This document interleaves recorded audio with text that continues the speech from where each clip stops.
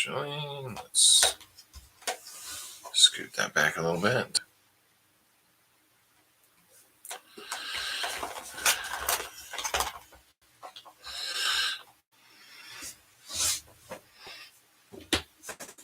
That works quite well, actually.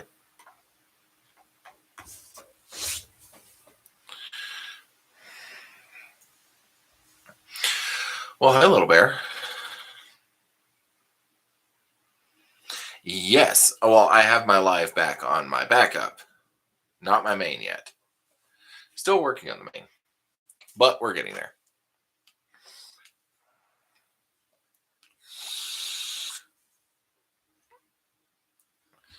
So, let's see here.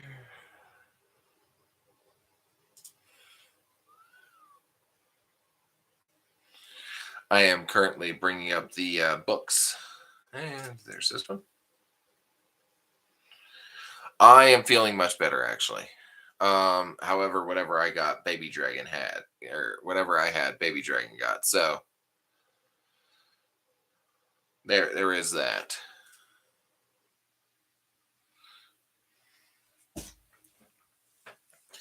Hi, Alchemy Works.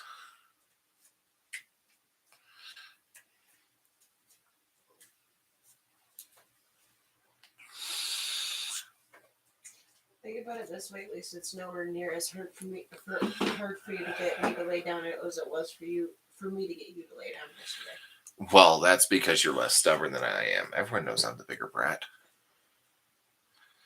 Maybe it's because I just don't have the energy to fight. This is true.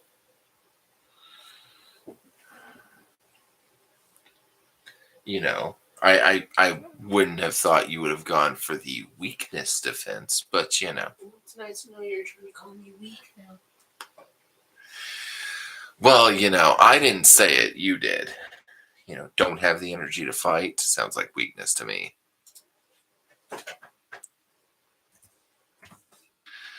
I'm going to pay for that in some small way later, aren't I?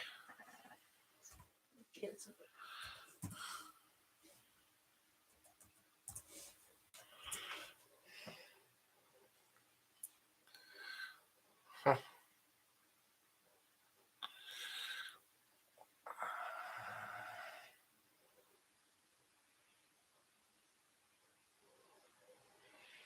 Huh?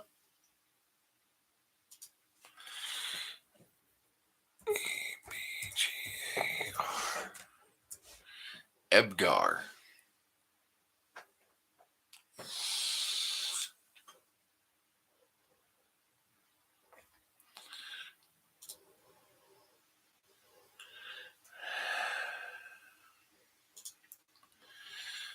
SKS, that sounds suspiciously like a pew-pew. The only problem is we don't have pew-pews in this house. We have slice-slice.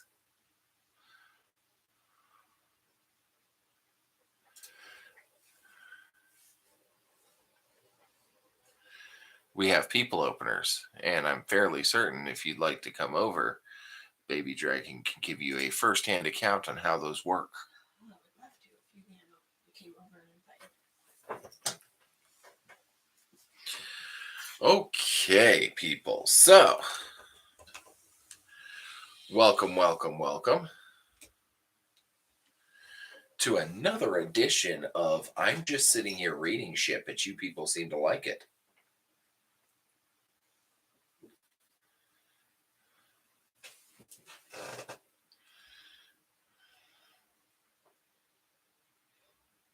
Hi, Lindsay. What's up with the cornmeal thing? I don't know. Do you want to use your superpowers on that one? Okay, I'm sorry. I have to love the name Socrates.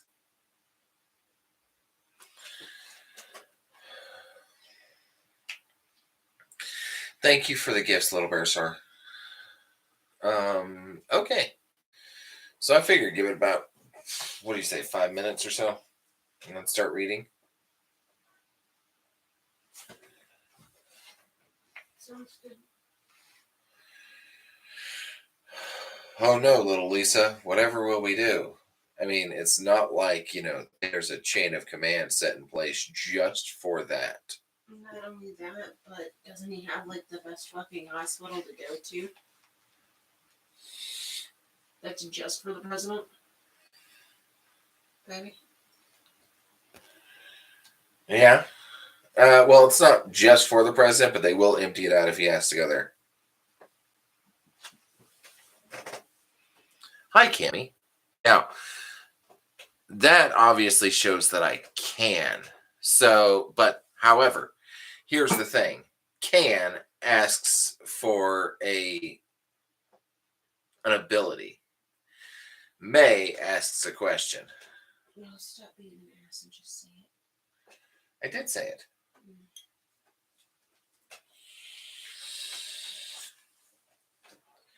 Thank you, little bear star.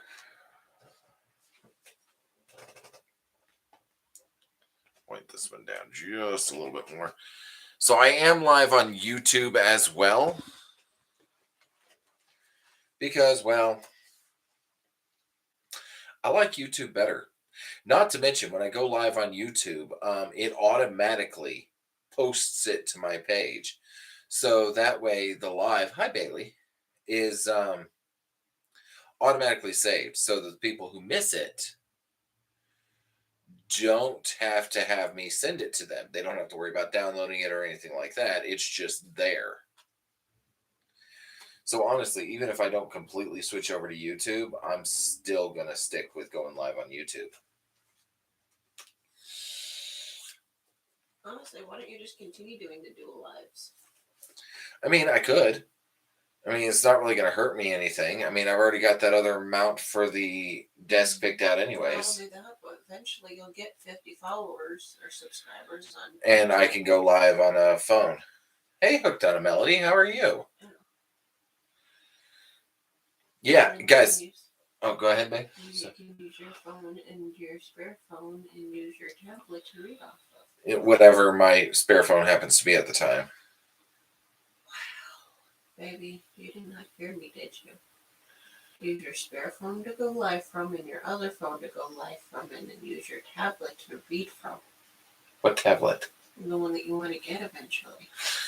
Yeah. And I may start looking at like eBay or something, see if I can find a old phone, but newer than the 6S that might be able to handle a live stream.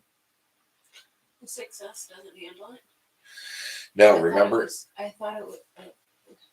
It was all jerky and it kept on cutting out and everything like that. For some reason, I was thinking that was an 8, not a 6. No, yeah, it's a 6S Plus. Those are about to be discontinued anyways by Apple. So, although an 8 or an SE wouldn't be the worst idea in the world. Yeah. I can get a cheap little SE for like $150. Yeah, and those SEs are fucking great little phones. And they work real well when they're in the mount too because they're so small. Yeah. So honestly, why don't you get another SE? That way we both have an SE each in our phones. And then we'll both eventually have an iPad. Yeah. I'm going to want to get a bigger iPad though, because, well, I'm weird like that. Uh-huh. You okay, baby? Just feeling dizzy. Okay. Go ahead and lay there. Do you want me to end live early? Mm-hmm. Okay. Do you want me to do? Hi, Lumi. No. And hey, Sapphire Wolf. Actually, no. There's only like, so I decided to do TikTok instead of Insta, and there's only like 2 people on there. Well, there's only Little Bear Star and Hooked on a Melody as far as regulars go. And then there's Baby Dragon. And the rest of them are on YouTube? Yes. Nice. It won't actually let me see. I think I have to click on the whole viewer list thing. Nope, it won't let me see who's actually watching me. It shows I have 2 viewers. On YouTube? Yes. Little Bear Star, I try to take care of BD. I can only take care of her as much as she will let me.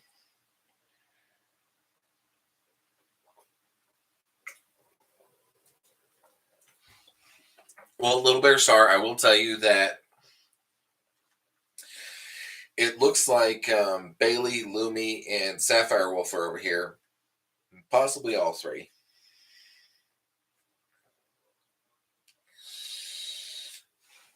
Oh, nice, hooked on a melody. Did you see that, babe? See what one? What comment? The one when to let Red take care of you? Yeah. Or again? And Lumi posted a comment on YouTube. Rubber Ducky, you're so fun. You make bath time so much fun. Yeah, see that? How do you see that? Are you bouncing between the two? Yes, I am. Nice.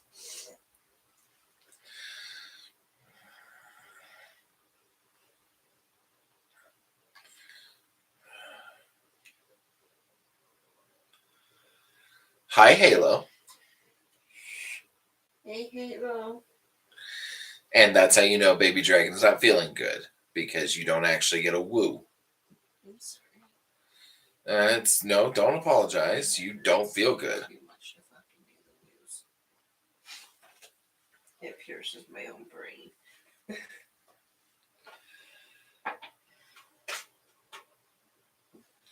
Nice, hooked on a melody. I'm glad.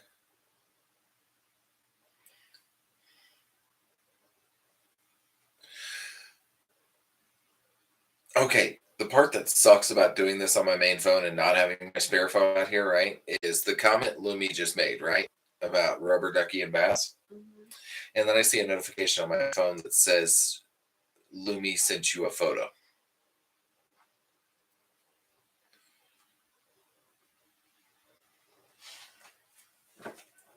Guess you're just gonna have to wait, huh? So, question, babe. How does it feel hearing me censor myself with coworkers? It's funny. Because, I mean, let's face it, you know what I want to say. Mm-hmm. I don't know. I think I was pushing it when I, said, yeah, I never get to have sex ed class. And then everybody started talking Oh, about yeah, it. no. I'm like, yeah, my mom just handed me a sex ed book at a library and said, have fun. And as soon as you said that, even the trainer went, okay, we're moving on from that conversation. And I'm like, oh, that's my girl. Hooked on a melody. When I am at work around coworkers, yes, I definitely censor myself, because let's face it, Bailey, check the freezer. Hi, Wolf and Raven. Because here's the thing: is my thoughts are not made for everybody. Like online, I can say whatever the fuck I'm thinking. Okay, Little Bear Star. What's that again? Switching to YouTube. Okay. Actually, everybody in TikTok, if you want to keep on watching Storytime, just switch over to YouTube. Because I will tell you right now, whenever I get Thanos from live on TikTok, YouTube is going to be the only place you can find Storytime.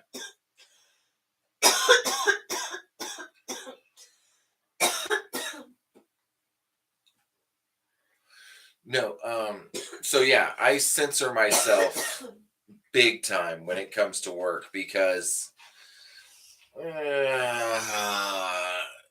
if work really knew what we like to do in our spare time, we'd get some weird fucking looks. Just some weird looks. Okay, Little Bear. Just some weird looks, probably some questions, maybe some you into that shit type thing.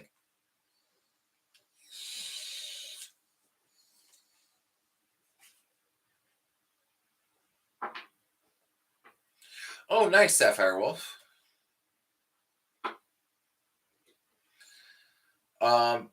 Bailey, did you check the freezer like I told you?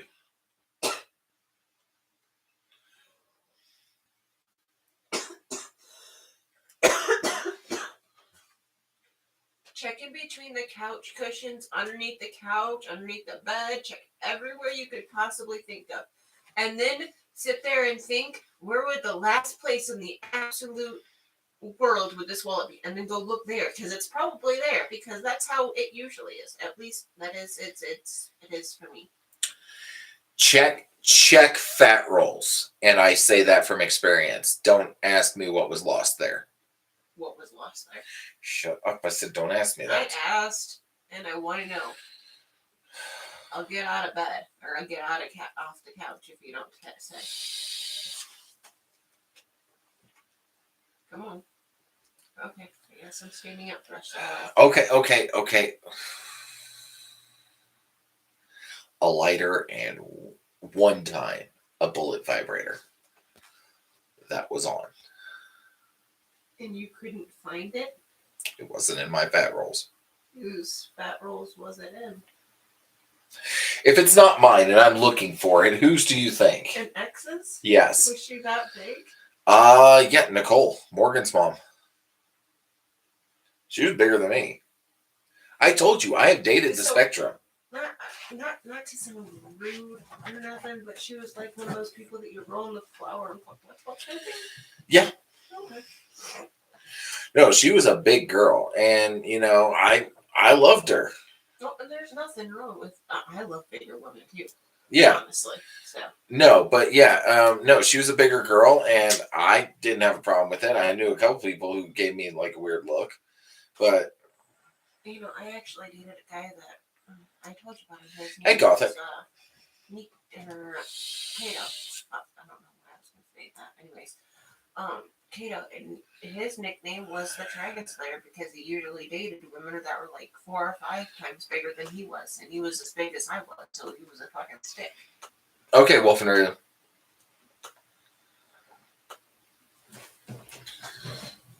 Bailey, you never know.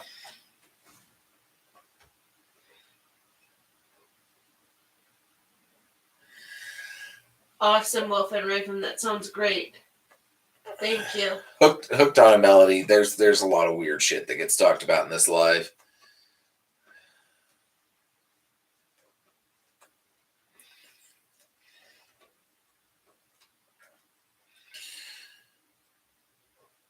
I mean, just wait till the day when I tell you guys the story about how my dog got my girlfriend pregnant. That one's entertaining.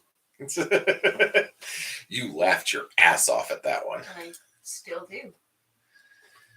The reason I ain't laughing now is because my head hurts too much to laugh. So give it about another 5 minutes, and then we're going to start reading. I don't think the chapters are too long.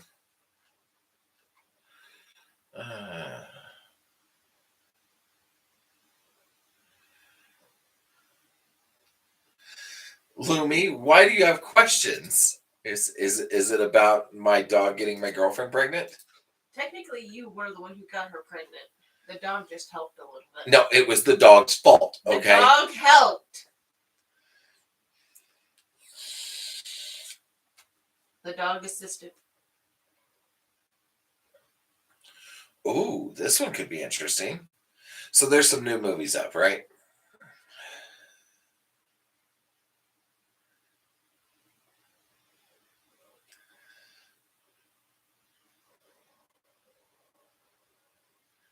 You're fine, hooked on a melody. One of them is called Deep Waters. Is a well-to-do husband who allows his wife to have affairs in order to avoid a divorce becomes a prime suspect in the disappearance of her lovers. Well, What do you think, babe? sounds pretty interesting. It would be. Would you have done it? Would you have made them disappear? Depends on how they treated you. Like you treat me. If they treat you like I treat you, and which means they're treating you very, very well, then no. If we consented to it, I'm fine with it. However, My ex. I'd put him in the fucking ground and then sleep like a baby.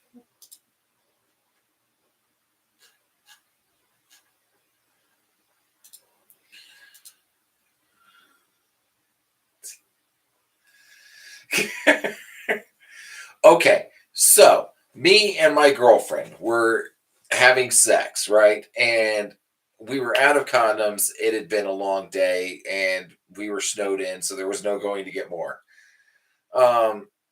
And I was about to pull out when I got a cold nose in a very particular place and jumped up, and then boom, and 9 months later, bouncing baby girl. Okay, next one's called Panama. An ex-Marine is hired by a defense contractor to travel to Panama to complete an arms deal. In the process, he becomes involved with the U.S. invasion of Panama and learns an important lesson about the true nature of political power. No. So, more for me and less for you. Yeah. Got it. I like actual war movies, not that bullshit.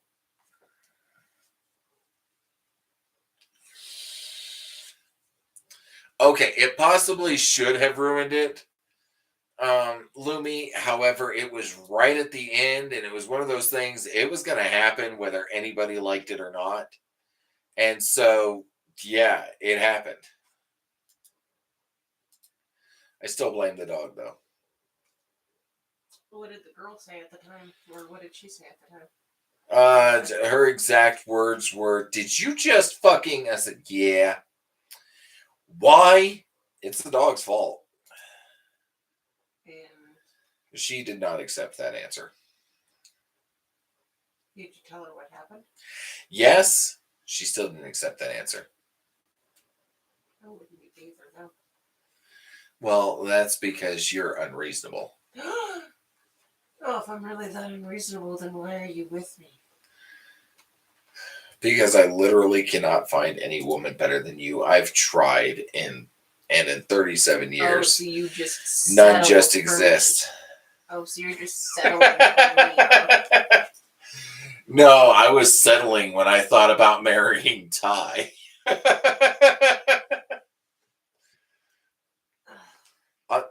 Is it bad to say that I would have married her just for her grandpa's popcorn?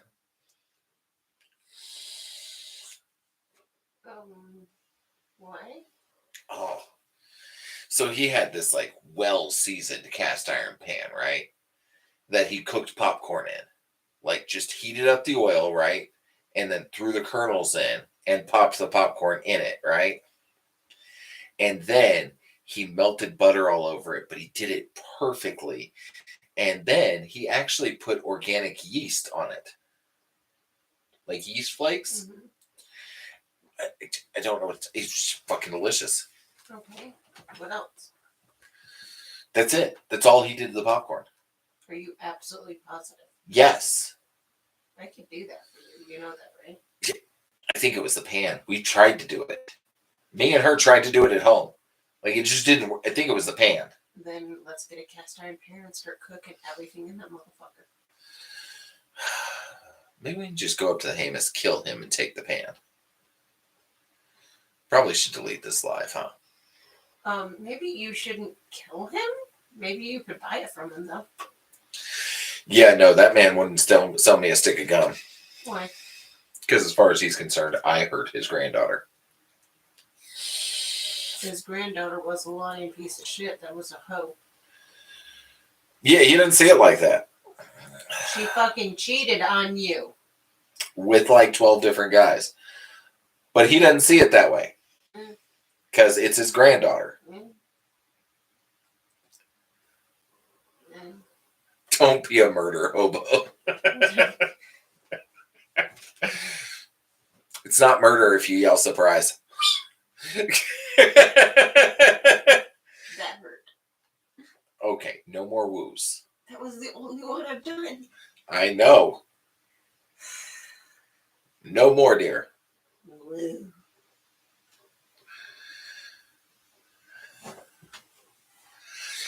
This is what happens when I spend all day censoring myself, and then I can finally say whatever the fuck I want. A lot of shit comes out. You realize how much I end up saying on mute, phrasing? Because like they'll sit there and they'll fucking talk, and every 30 seconds it's something that makes me want to just giggle or tell a joke or, oh god. So I'll sit there and I'll say phrasing, or I'll say that's what she said. And you giggle every I fucking do. time. Because I fucking hear you from the other room and I'm just sitting there. And then the few times you do say the jokes, I'm laughing in the other room so fucking loud they can hear me. Yeah. You got called out on that shit. I still love when I said. So we were talking. They said they wanted me to finance tattoos for the entire class, and I said, "Okay, I'll make you a deal. I will finance tattoos for one member of the training class."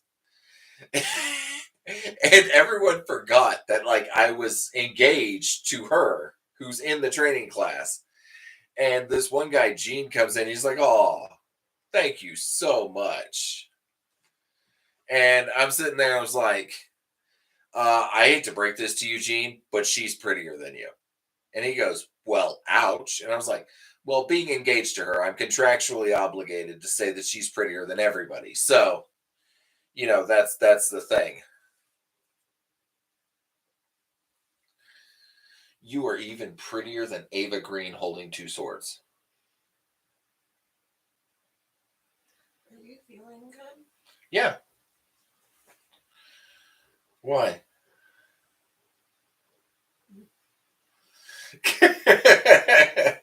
Because you still drool over Ava Green holding two swords?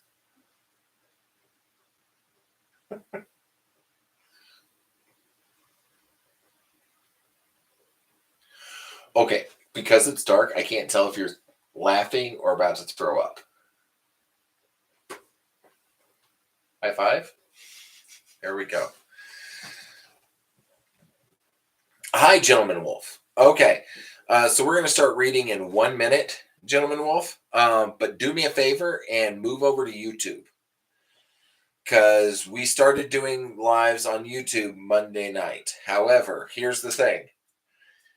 When lives go down on TikTok, I'm still going to do this dual lives. I'm not really that thrilled with Instagram because apparently it ends after like an hour, which is just stupid. But so I'm going to do dual lives on TikTok and YouTube when it's up. However, when my live access gets suspended on TikTok, I'm only going to do them on YouTube. So I'm not going to spend the extra time to find another place to do them. I'm just going to do them on YouTube. However, I may look into Twitch at some point. Why? More stable streaming platform. It's made for gamers and stuff like that. So I'd be able to show like my face and they'd be able to hear my voice reading, but I'd be able to show my screen with the actual book and everything like that. You need to do that with YouTube. True. Do a screen record or something like that on one of the devices as you're reading, and there you fucking There go. is a Percy Jackson musical, and 14 to 16-year-olds at Stages Theater are going to perform it. And let them do it. Should be interesting, honestly. Yeah. Even if they don't stick to the original source material, here's the thing, is school plays, I think, are fucking amazing because it allows the children to get their creative juices flowing, which they can use later on in life. So if they take something like Percy Jackson and fucking completely twist it and obliterate it and make it their own, that's fine because they're going to go on to write their own shit later on in life. Which honestly, that's the whole point of having all of these different stories and everything like that. I mean, I can tell you right now, Percy Jackson, not only that, but Zeus and fucking Hercules and everything like that, y'all don't know the real story. Yeah. It has been so embellished over the years, it's not even funny. Oh, I know exactly what the songs are probably going to be. Probably going to be like West Side Story style. Gonna fight a monster. Crazy monster. Hello, Sofia Caballero. Sofia Caballero. if you like the story time, move it to the YouTube because I'm going to do live, TikTok and YouTube. But when TikTok live access goes down, I only gonna do YouTube.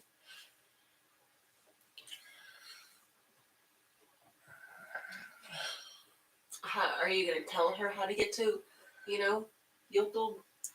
I have told everybody how to get to YouTube.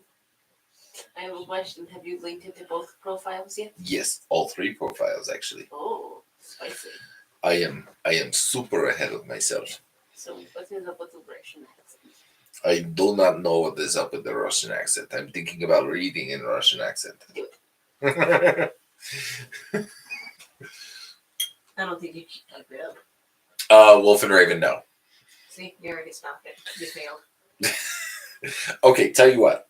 No, I can't do the Russian accent for the next chapter that we have coming up because it's Addie's backstory. Oh. Okay, who thinks I should read all of Percy Jackson in one particular accent? No. Maybe. I can do Southern.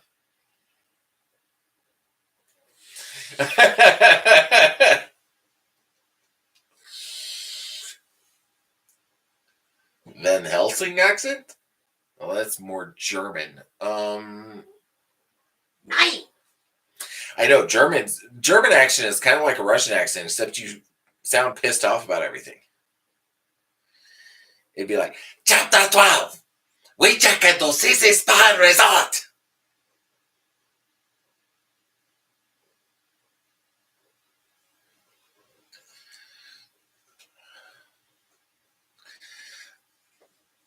I think I'm just going to do the regular accent. I would. Yeah, the regular voice that I do for Percy. Maybe the next story or the next character you have to introduce, he can have a Russian accent. A Russian accent. Yes. Well, I try to give Dark and Raw Russian accent, but you don't like that. It was just weird. Well, fine. Actually, Dark and Raw, for some reason, I always imagine him having a German accent. Haida Haran is Russian or German. I guess. I don't know. Think about it. Haida Haran is German. Could be. And he's the new Hitler. Ooh, BD does Anna's accent from Van Helsing, the movie. That's a Romani accent. That one's a tough one to nail down. I would have to do some practices on that one. Or maybe I already have, but we're not going to get into that right now.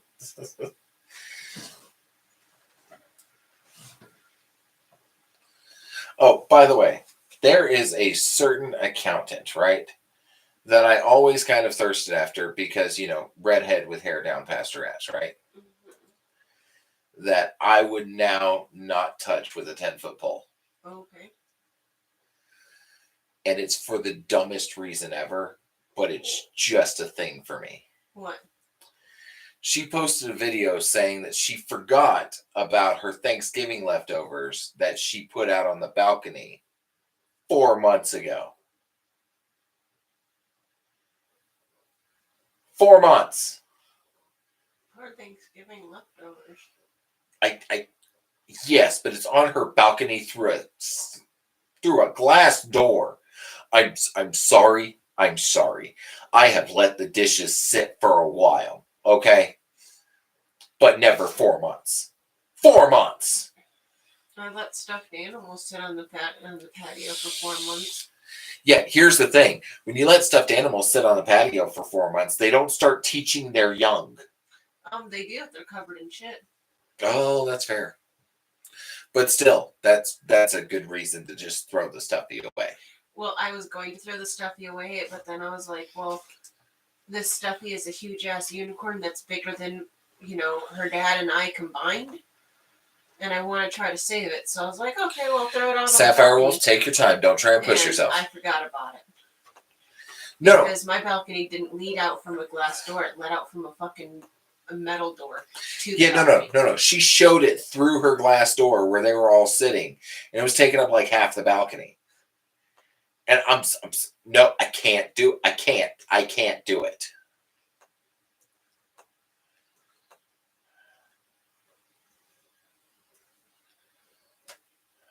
It. I cannot.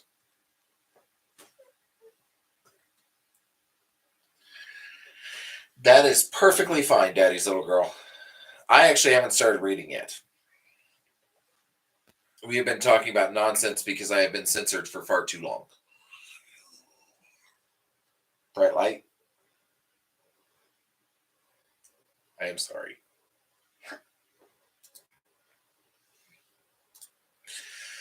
Okay, so let's go ahead and get started now that most of the people are here with Chapter 12. We check into CC's Spa and Resort. I woke up in a rowboat with a makeshift sail stitched of gray uniform fabric. Annabeth sat next to me, tacking into the wind. Yeah. I tried to sit up and immediately felt woozy. Rest, she said. You're going to need it. Tyson? She shook her head. Percy, I'm really sorry. We were silent while the waves tossed us up and down.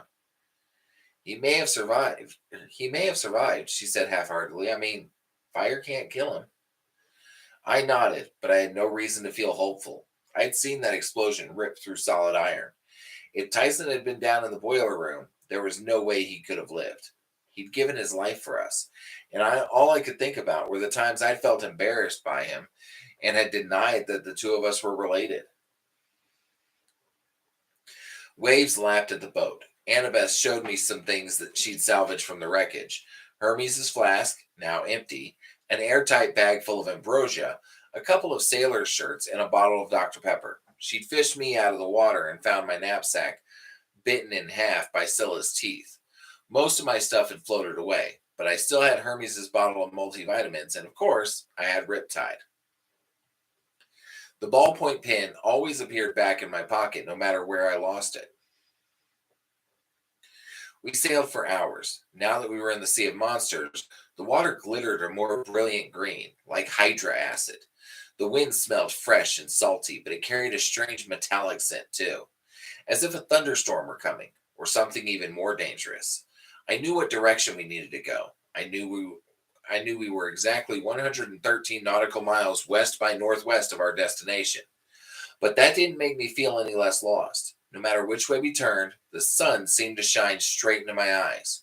We took turns sipping from the Dr. Pepper, shading ourselves with the sail as best we could, and we talked about my latest dream of Grover.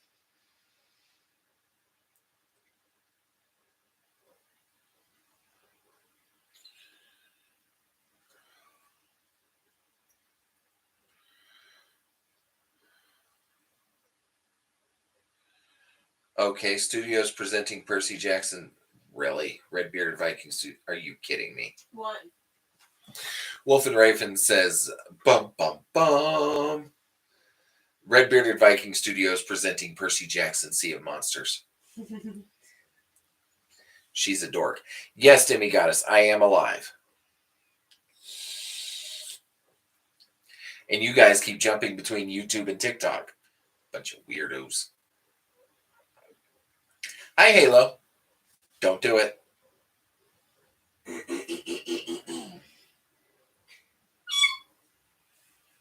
And how much did that hurt?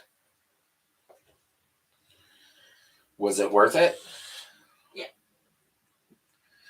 All right. I am feeling better, Halo. BD, not so much.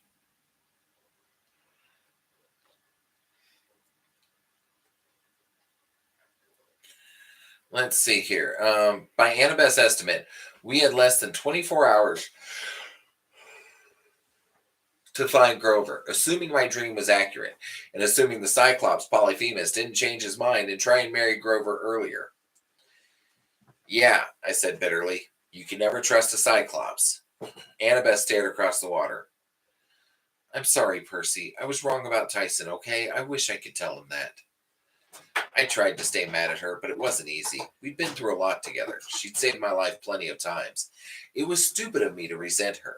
I looked down at our measly possessions, the empty wind flask, the bottle of multivitamins. I thought about Luke's look of rage when I tried to talk to him about his dad. Annabeth, what's Chiron's prophecy? She pursed her lips. Percy, I shouldn't. I know Chiron promised the gods he wouldn't tell me. But you didn't promise, did you? Knowledge isn't always good for you. Your mom is the wisdom goddess. I know, but every time heroes learn the future, they try to change it, and it never works. Hi, eloquent lady. Hi, Halo. Good, demigoddess. I'm glad. Demigoddess ate 2 times today. What did you do? Daddy's little girl. Um, the gods are worried about something I'll do when I get older, I guess. Something when I turn 16. Annabeth twisted her Yankees cap in her hands. Percy, I don't know the full prophecy, but it warns about a half-blood child of the big three, the next one who lives to the age of 16. That's the real reason Zeus, Poseidon, and Hades swore a pact after World War II, not to have any more kids. The next child of the big three who reaches 16 will be a dangerous weapon. Why? Because that hero will decide the fate of Olympus. He or she will make a decision that either saves the age of the gods or destroys it. I let that sink in. I don't get seasick, but suddenly I felt ill. That's why Kronos didn't kill me last summer. She nodded. You could be very useful to him. If he can get you on his side, the gods will be in serious trouble. But if it's me in the prophecy, we'll only know that if you survive 3 more years. That can be a long time for a half-blood. When Chiron first learned about Thalia, he assumed she was the one in the prophecy. That's why he was so desperate to get her safely to camp. Then she went down fighting and got turned into a pine tree, and none of us knew what to think until you came along. On our port side, a spiky green dorsal fin about 5 meters long curled out of the water and disappeared. This kid in the prophecy, he or she couldn't be like a cyclops, I asked. The big three have lots of monster children. Annabeth shook her head. The oracle said half-blood. That always means half human, half god. There's really nobody alive who it could be except you. Then why did the gods even let me live? It would be safer to kill me. You're right. Thanks a lot. Percy, I don't know. I guess some of the gods would like to kill you, but they're probably afraid of offending Poseidon. Other gods, maybe they're still watching you, trying to decide what kind of hero you're going to be. You could be a weapon for their survival, after all. The real question is, what will you do in 3 years? What decision will you make? Did the prophecy give any hints? Annabeth hesitated. Ooh, nice, Halo. Scorp's wedding band came today.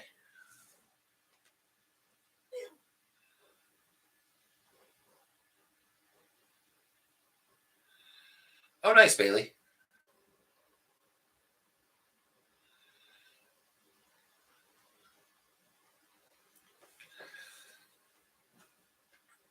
Maybe she would have told me more, but just then a seagull swooped down out of nowhere and landed on our makeshift mast. Annabeth looked startled as the bird dropped a small cluster of leaves into her lap. Land, she said. There's land nearby. I sat up. Sure enough, there was a line of blue and brown in the distance. Another minute, and I could make out an island with a small mountain in the center, a dazzling white collection of buildings, a beach dotted with palm trees, and a harbor filled with a strange assortment of boats. The current was pulling our rowboat towards what looked like a tropical paradise.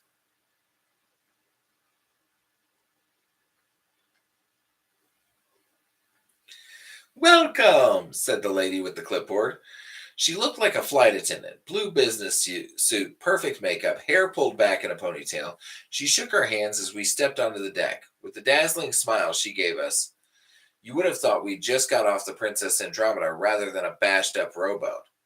Then again, our rowboat wasn't the weirdest ship in port. Along with a bunch of pleasure yachts, there was a U.S. Navy submarine, several dugout canoes, and an old-fashioned 3-masted sailing ship. There was a helipad with a Channel 5 Fort Lauderdale helicopter on it, and a short runway with a Learjet and a propeller plane that looked like a World War II fighter. Maybe they were replicas for tourists to look at or something. Is this your first time with us? The clipboard lady inquired. Annabeth and I exchanged looks. Annabeth said, first time at spa, the lady said as she wrote on her clipboard. Let's see. She looked us up and down critically. An herbal wrap to start for the young lady, and of course, a complete makeover for the young gentleman. A what? I asked. She was too busy jotting down notes to answer. Right, she said with a breezy smile. Well, I'm sure Cece will want to speak with you personally before the luau. Come, please. Now, here's the thing. Annabeth and I were used to traps, and usually these traps look good at first, so I expected the clipboard lady to turn into a snake or a demon or something any minute. But on the other hand, we'd been floating in a rowboat for most of the day. I was hot, tired, and hungry, and when this lady mentioned a luau, my stomach sat up on its hind legs and begged like a dog.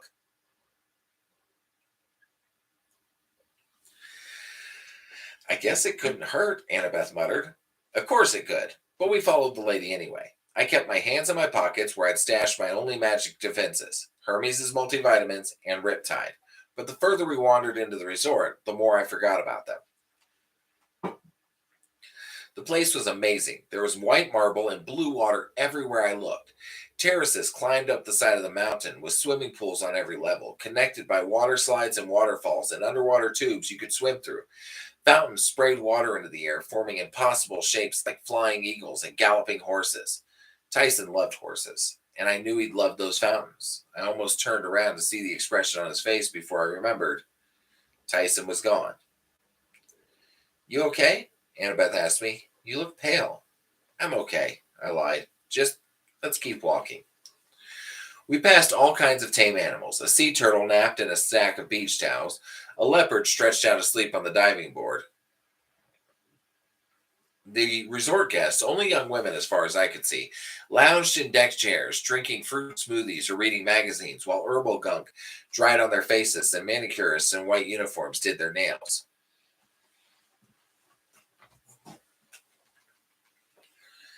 As we headed up a staircase towards what looked like the main building, I heard a woman singing. Her voice drifted through the air like a lullaby.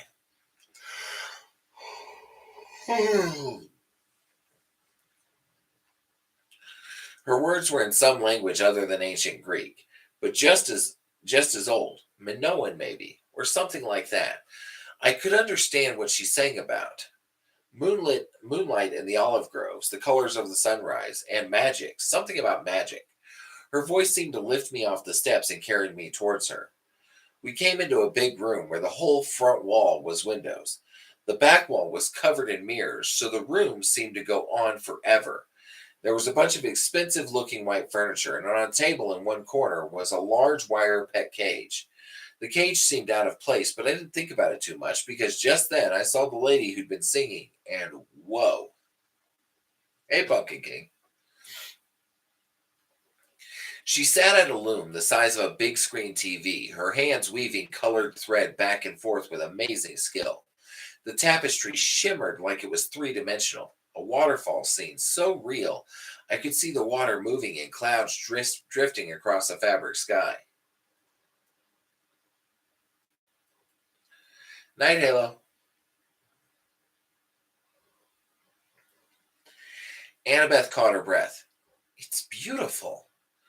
The woman turned. She was even prettier than her fabric. Her long dark hair was braided with threads of gold. She had piercing green eyes, and she wore a silky black dress with shapes that seemed to move in the fabric. Animal shadows, black upon black, like deer running through a forest at night. You appreciate weaving, my dear? The woman asked. Oh, yes, ma'am, Annabeth said. My mother is. She stopped herself. You couldn't just go around announcing that your mom was Athena, the goddess who invented the loom. Most people would lock you in a rubber room. Our hostess just smiled. You have good taste, my dear. I'm so glad you've come. My name is Cece. The animals in the corner cage started squealing. They must have been guinea pigs from the sound of them. We introduced ourselves to Cece. She looked me over with a twinge of disapproval, as if I had failed some kind of test. Immediately, I felt bad. For some reason, I really wanted to please this lady. Oh dear, she sighed. You do need my help. Ma'am? I asked. Cece called to the lady in the business suit. Hilla, take Annabeth on a tour, will you? Show her what we have available. The clothing will need to change, and the hair, my goodness. We will do a full image consultation after I've spoken with this young gentleman. But Annabeth's voice sounded hurt. What's wrong with my hair? Cece smiled benevolently.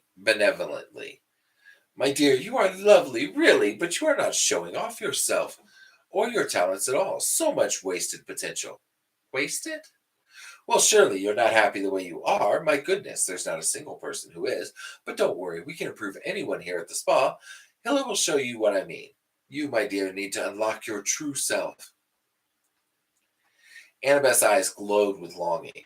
I'd never seen her so much at a loss for words. But what about Percy? Oh, definitely, Cece said, giving me a sad look. Percy requires my personal attention. He needs much more work than you. Normally, if somebody had told me that, I would have got angry. But when Cece said it, I felt sad. I disappointed her. I had to figure out how to do better. The guinea pigs squealed like they were hungry. Well, Annabeth said, I suppose. Hi, Amber. Right this way, dear, Hilla said, and Annabeth allowed herself to be led away into the waterfall-laced gardens of the spa. Cece took my arm and guided me towards the mirrored wall. You see, Percy, to unlock your potential, you'll need some serious help. The first step is admitting that you're not happy the way you are. I fidgeted in front of the mirror.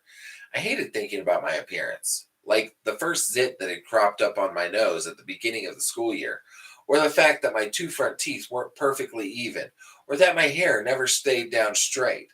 Cece's voice brought all of these things to mind, as if she were passing me under a microscope, and my clothes were not cool. I knew that. Who cares? Part of me thought. But standing in front of Cece's mirror, it was hard to see anything good in myself.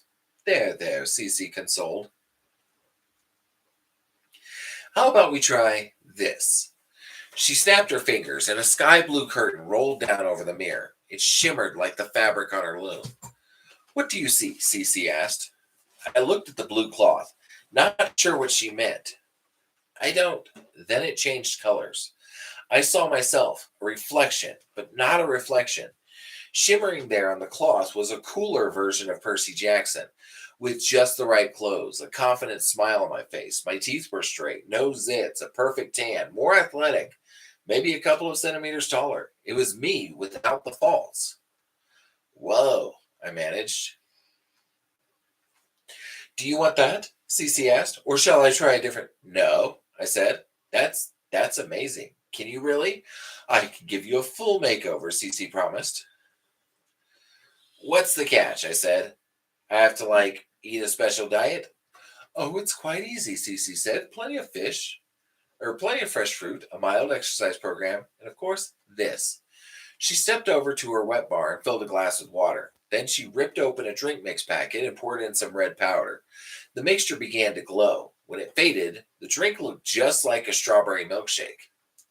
One of these substituted for a regular meal, Cece said. I guarantee you'll see results immediately. How is that possible?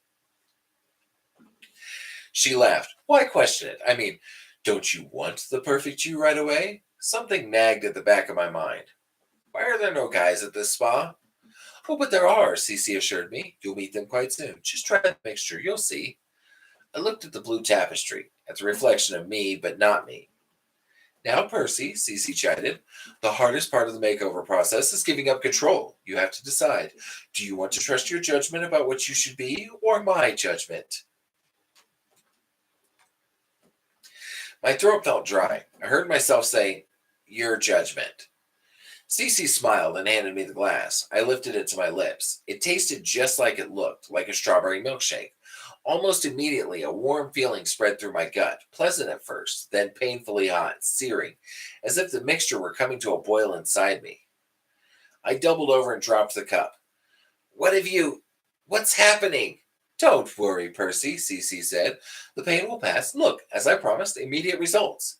Something was horribly wrong. The curtain dropped away, and in the mirror I saw my hands shriveling, curling, growing long, delicate claws. Fur sprouted on my face, under my shirt, in every uncomfortable place you can imagine.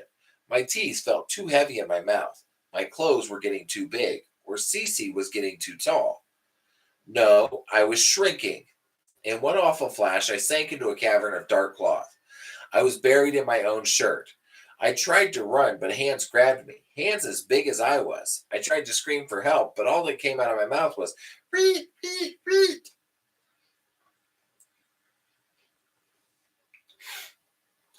The giant hands squeezed me around the middle, lifting me into the air. I struggled and kicked with legs and arms that seemed much too stubby, and then I was staring, horrified, into the enormous face of Cece. Perfect, her voice boomed. I squirmed in alarm, but she only tightened her grip around my furry belly. See, Percy, you've unlocked your true self. She held me up to the mirror, and what I saw made me scream in terror. There was Cece, beautiful and smiling, holding a fluffy, bug-toothed creature with tiny claws and white and orange fur. When I twisted, so did the furry creature in the mirror. I was a guinea. I was a guinea pig, Cece said. Lovely, aren't you? Men are pigs, Percy Jackson. I used to turn them into real pigs, but they were so smelly and large and difficult to keep. Not much different than they were before, really. Guinea pigs are much more convenient. Now come and meet the other men. Reet, I protested, trying to scratch her, but Cece squeezed me so tight I almost blacked out. Oh my God, she's going to send him off to Richard Gere.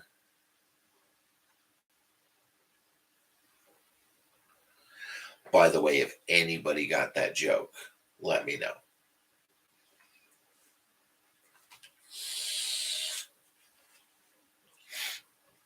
None of that, little one, she scolded you, or I'll feed you to the owls. Go into the cage like a good little pet. Tomorrow, if you behave, you'll be on your way. There's always a classroom in need of a new guinea pig. My mind was racing as fast as my tiny little heart. I needed to get back to my clothes, which were lying in a heap on the floor. If I could do that, I could get Riptide out of my pocket and what? I couldn't even cop the pen. Even if I did, I couldn't hold the sword. I squirmed helplessly as Cece brought me over to the guinea pig cage and opened the wire door. Oh, I know. You can't not make that joke. Do you understand the joke, dear? Are you awake, dear?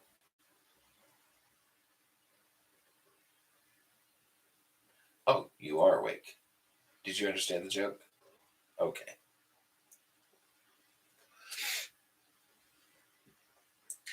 Okay, so Lumi, there was a huge scandal with Richard Gere where he took a guinea pig, wrapped it in duct tape, and shoved it up his.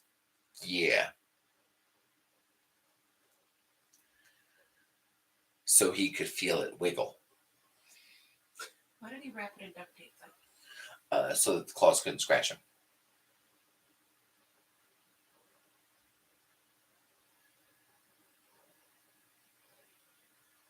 I mean, it makes sense, but The whole guinea pig in duct tape or just his feet?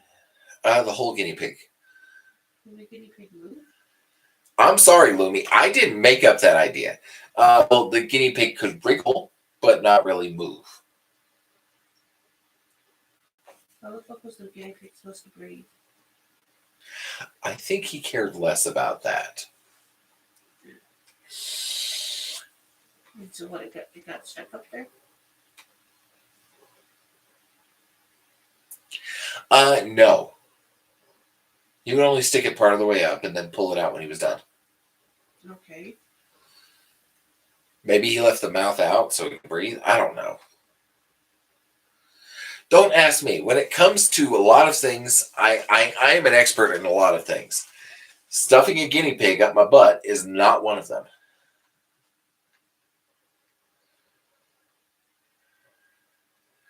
I squirmed helplessly as Cece brought me over to the guinea pig cage and opened the wire door.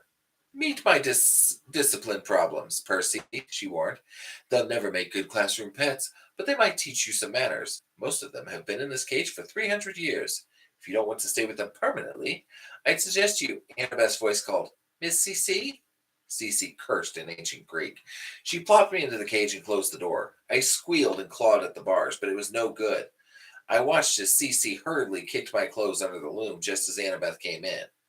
I almost didn't recognize her. She was wearing a sleeveless silk dress like Cece's, only white. Her blonde hair was newly washed and combed and braided with gold. Worst of all, she was wearing makeup, which I never thought Annabeth would be caught dead in. I mean, she looked good, really good. I probably would have been tongue tied if I could have said anything except read, read, read. But there was also something totally wrong about it. It just wasn't Annabeth. She looked around the room and frowned. Where's Percy? I squealed up a storm, but she didn't seem to hear me. Cece smiled. He's having one of our treatments, my dear. Not to worry. You look wonderful. What did you think of your tour? Annabeth's eyes brightened. Your library is amazing. Yo. Yes, indeed, Cece said. The best knowledge of the past 3 millennia. Anything you want to study, anything you want to be, my dear. An architect? Pah, Cece said. You, my dear, have the makings of a sorceress like me. Annabeth took a step back. A sorceress? Yes, my dear. Cece held up her hand. A flame appeared in her palm and danced across her fingertips. My mother is Hecate, the goddess of magic. I know a daughter of Athena when I see one. We are not so different, you and I.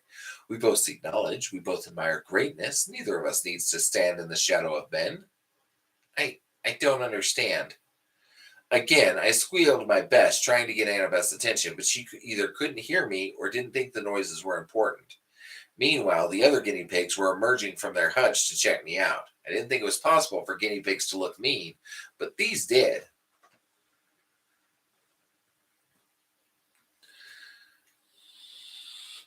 There were half a dozen, with dirty fur and cracked teeth and beady red eyes. They were covered with shavings and smelled like they really had been in here for 300 years without getting their cage cleaned. Stay with me, Cece was telling Annabeth. Study with me. You can join our staff, become a sorceress, learn to bend others to your will. You will become immortal. But you are too intelligent, my dear, Cece said. You know better than to trust that silly camp for heroes.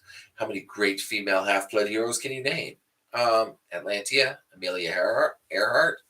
Bah! Men get all the glory. Cece closed her fist and extinguished the magic flame. The only way to power for women is sorcery. Medea, Calypso. Now there were powerful women. And me, of course, the greatest of all. You. C. Circe. Yes, my dear. Annabeth backed up and Circe laughed. You need not worry. I mean you no harm. What have you done to Percy? Only helped him realize his true form. Annabeth scanned the room. Finally, she saw the cage and me scratching at the bars, all the other guinea pigs crowding around me. Her eyes went wide. Forget him, Circe said. Join me and learn the ways of sorcery. But your friend will be well cared for. He'll be shipped to a wonderful new home on the mainland. The kindergartners will adore him. Meanwhile, you will be wise and powerful. You will have all you've ever wanted. Annabeth was still staring at me, but she had a dreamy expression on her face. She looked the same way I had when Circe enchanted me into drinking the guinea pig milkshake. I squealed and scratched, trying to warn her to snap out of it, but I was absolutely powerless. Let me think about it, Annabeth murmured. Just give me a minute alone to say goodbye. Of course, my dear, Circe cooed. Oh, 1 minute. Oh, and so you have absolute privacy. She waved her hand, and iron bars slammed down over the windows. She swept out of the room, and I heard the locks on the door click shut behind her. The dreamy look melted off Annabeth's face. She rushed over to my cage. All right, which one is you? I squealed, but so did all the other guinea pigs. Annabeth looked desperate. She scanned the room and spotted the turn-up of my jeans sticking out from under the loom. Yes! She rushed over and rummaged through my pockets, but instead of bringing out Riptide, she found the bottle of Hermes' multivitamins and started struggling with the cap. I wanted to scream at her that this wasn't the time for taking supplements. She had to draw the sword.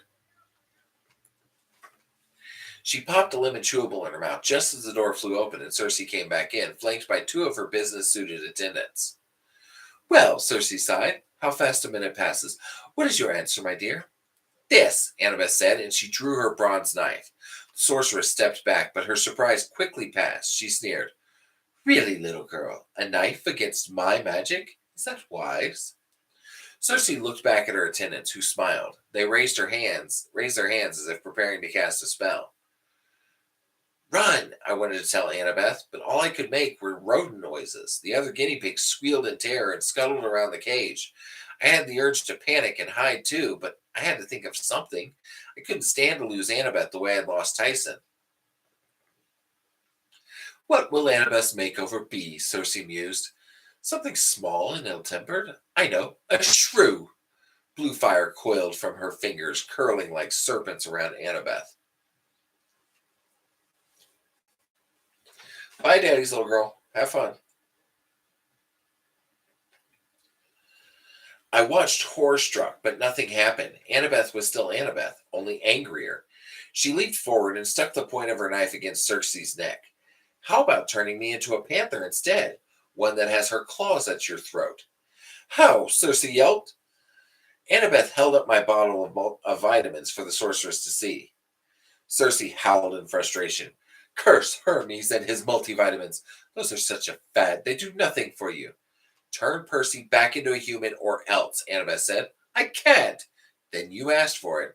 Cersei's attendants stepped forward, but their mistress said, Get back! She's immune to magic until that cursed vitamin wears off. Annabeth dragged Cersei over to the guinea pig cage, knocked the top off, and poured the rest of the vitamins inside. No! Cersei screamed. I was the first to get a vitamin, but all the other guinea pigs scuttled out too and checked out this new food. The first nibble, and I felt all fiery inside. I gnawed at the vitamin until it stopped looking so huge and the cage got smaller. And then suddenly, bang! The cage exploded. I was sitting on the floor, a human again, somehow back in my regular clothes, thank the gods, with 6 other guys who all looked disorientated, blinking and shaking wood shavings out of their hair. No, Cersei screamed. You don't understand. Those are the worst. One of the men stood up, a huge guy with a long, tangled, pitch black beard and teeth the same color. He wore mismatched clothes of wool and leather, knee-length boots, and a floppy felt hat. Who do you think that is, babe?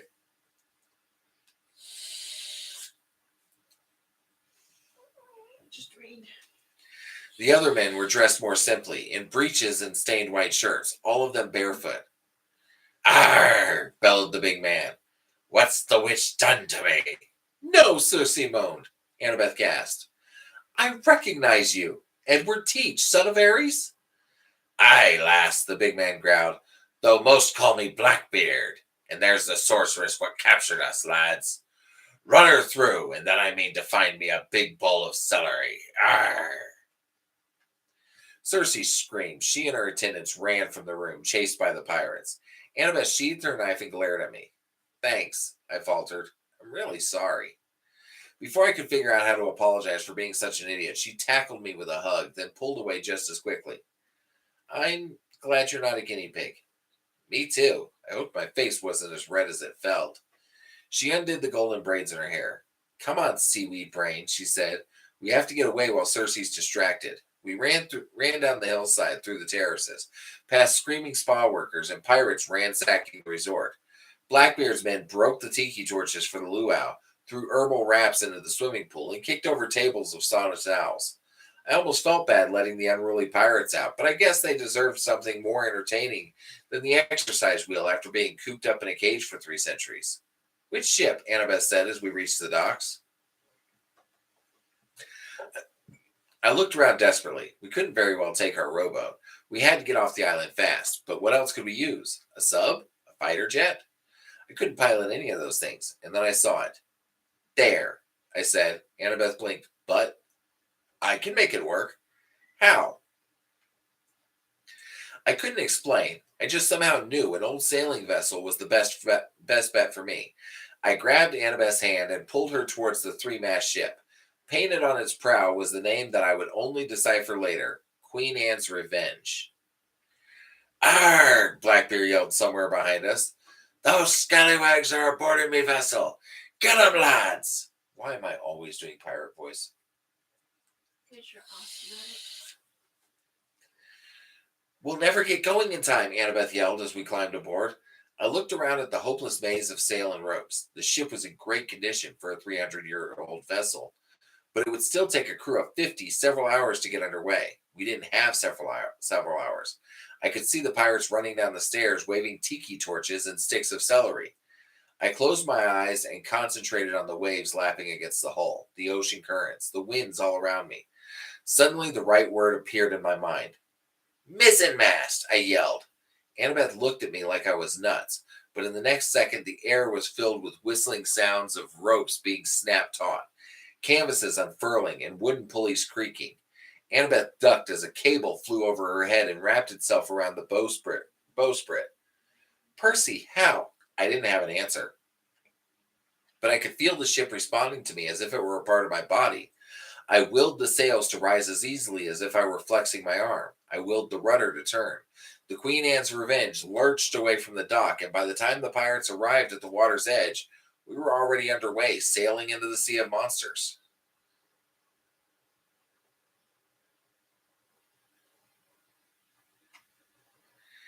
And that is the end of chapter 13. That is great. Easy there. Okay? Oh, just calm yourself. Baby Dragon likes to hiss at me.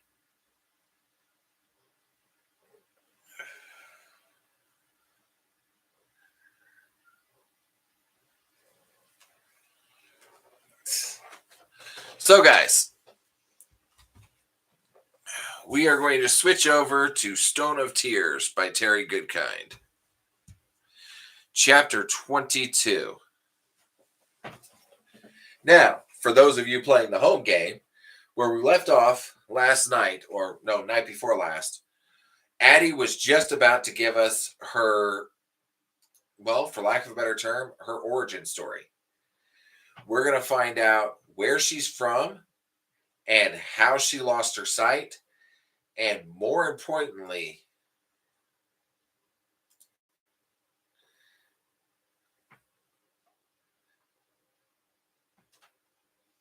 okay, that's not good. And more importantly, What? Oh, there we go. How she got the rasp in her voice.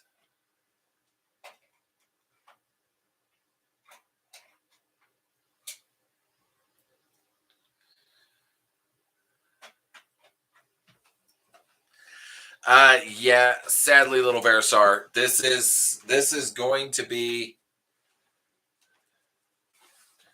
kind of a heavy chapter. Sapphire Wolf, I don't know. You got to remember, BD has been very, very sick today. She's not been feeling good. She has a huge migraine, which means she is not checking her phone. Sapphire Wolf is asking if you saw the picture she drew. Oh, no, I'm sorry. I'll check it tomorrow. Right now, she is laying on the couch here in the garage, or here in the office. Ready to go inside. I've already heard this chapter, and I'm probably going to take my pillows and just lay down. Okay, baby. I'll be in a minute. Okay.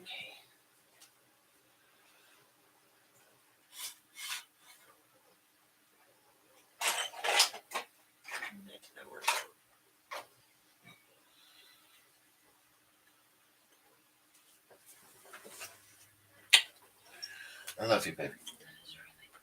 I'm sorry. I will, Demi Goddess. I'll see you in a bit, babe.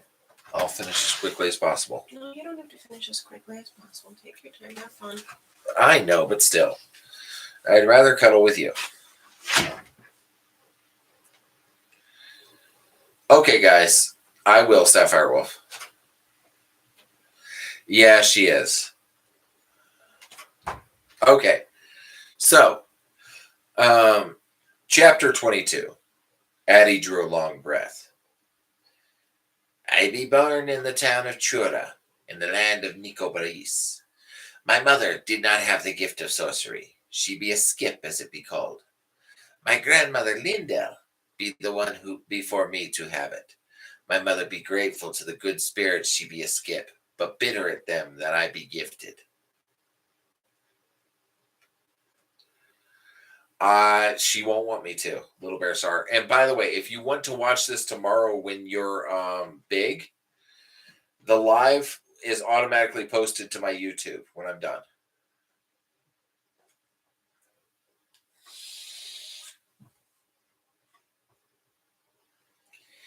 In Nicobaris, those with the gift be loathed and distrusted.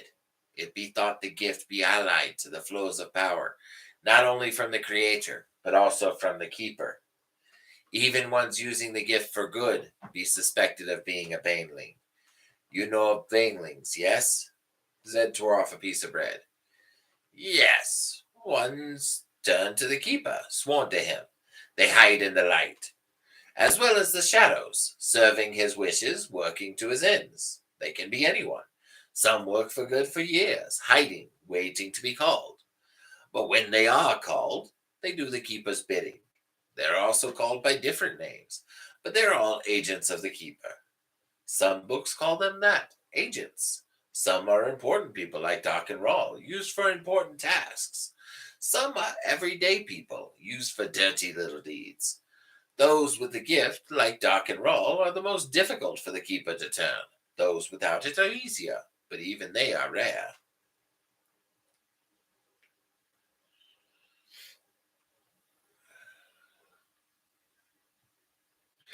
Yes, we have Wolf and Raven. Addie's eyes widened. Doc and Rawl be a baneling?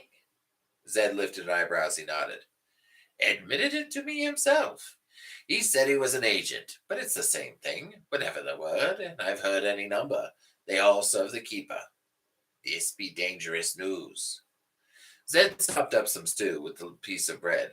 I bring very little of any other kind. You were saying about your grandmother Lindell. In the time of grandmother Lindell's youth, sorceresses be put to death for anything that fate brought, sickness, accidents, stillbirths, put to death wrongly for being banelings. Some of the gifted fought back at being wrongly persecuted. They fought well. It deepened the hatred, and only served to confirm the fears of many of the Nicobarese people. At last, there was a truce. Nicobarese leaders agreed to let the gifted women be, if they would give a soul oath, as a way of proving they not be banelings, an oath not to use their power, unless permission be granted by a governing body, the king's circle of their town, for instance. It be an oath to the people, an oath not to use the gift and bring the keeper's notice. Sweet, Tia.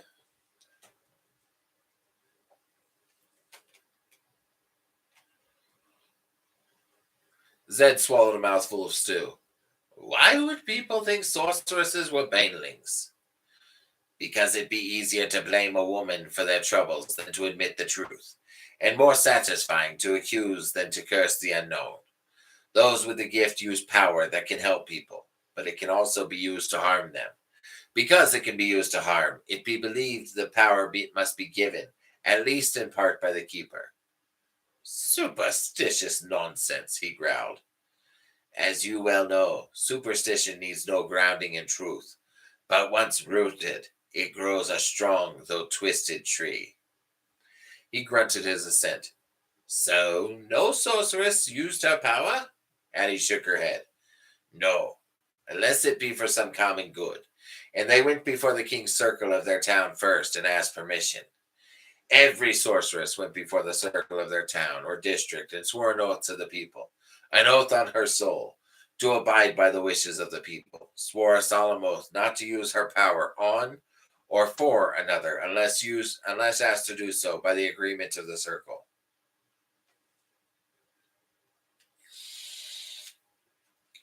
Nice, Tia. Sorry, I'm just doing story time. Um, Zed put his spoon down in disgust. But they had the gift. How could they not use it? They used it, but only in private, never where anyone could see, and never on another. Zed leaned back in his chair, shaking his head in silent wonder at the wizard's first rule, at the things people would believe, while Addie went on. Grandmother Lindell be a stern old woman, who lived by herself. She never wanted anything to do with teaching me about using the gift. She told me only to let it be, And my mother, of course, could teach me nothing. So I learned on my own as I grew, as the gift grew. But I knew very well the wickedness of using it. I be lectured on that almost every day. To use the gift in a manner not permitted was made to seem like touching the taint of the keeper himself. Why does it have to be the taint, by the way? And I believed it so. I feared greatly going against what I be taught. I be a fruit of the tree of that superstition. One day, when I be 8 or 9, I be in the town square with my mother and father on market day, and across the square a building caught fire. There be a girl, about my age, on the second floor, trapped by the flames.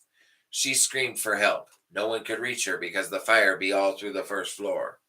Her screams of terror burned every nerve in me. I started to cry. I wanted to help. I could not stand the screams. Addie folded her hands in her lap and looked down at the table. I made the fire to go out, and the girl be saved. Zed watched her placid expression as she stared at the table. I don't suppose anyone except the girl and her parents were happy. Addie shook her head. Everyone knew I had the gift. They knew it be me who had done it. My mother stood and cried. My father just stood looking the other way. He would not look at me, at an agent of the keeper's evil. Hi, Rose. What are you doing up? Someone went for Grandmother Lindell. She was respected because of how she stood by the oath. When Grandmother Lindell came, she took me and the girl before the men of the King's Circle. Grandmother Lindell switched the girl who I saved. She bawled a good long time. Zed was incredulous. She beat the girl? Why? For letting the keeper use her to bring forth the use of the gift, Addie sighed. The girl and I had known each other, had been friends of a sort. She never spoke to me again. Addie hugged her arms across her stomach. And then Grandmother Lindell stripped me naked in front of those men and switched me until I was covered with welts and blood. I screamed more than the girl had in the fire. Then she marched me, naked and bloody, through the town, to her house. The humiliation be worse than the beating.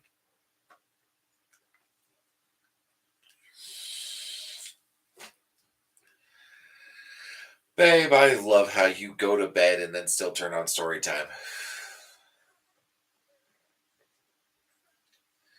When we got to her house, I asked how she could be so cruel.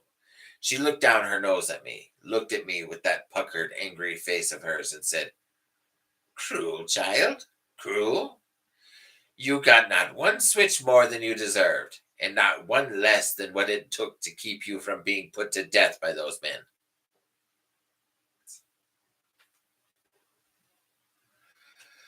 Fair. Just turn the brightness down, okay, so it doesn't hurt your head. That works, Rose.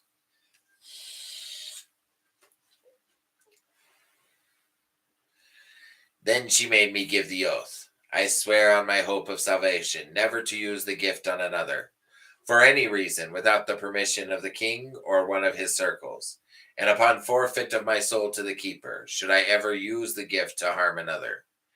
And then she shaved my head bald. I be kept bald until I grew to the age of a woman. Bald? Why?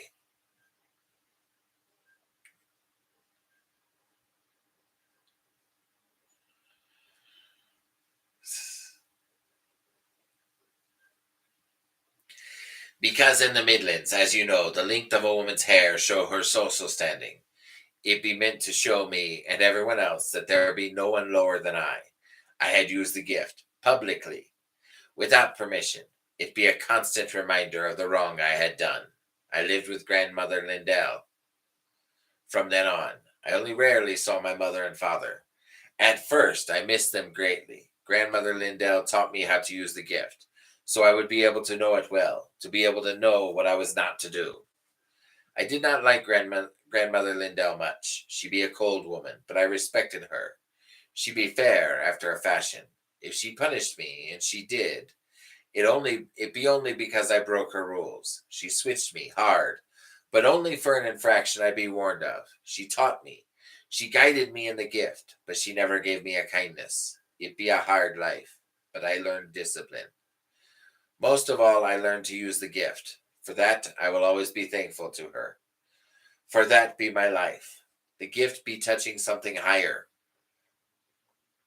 something more noble than what I be. I'm sorry, Addie. He started eating his cold stew because he didn't know what else to do. He wasn't hungry anymore. Addie rose from her chair and walked to the fireplace, staring into the flames for a time. Zed waiting silently for her to find the words. After I reach the age of a woman, I be allowed to let my hair grow. She smiled a small smile.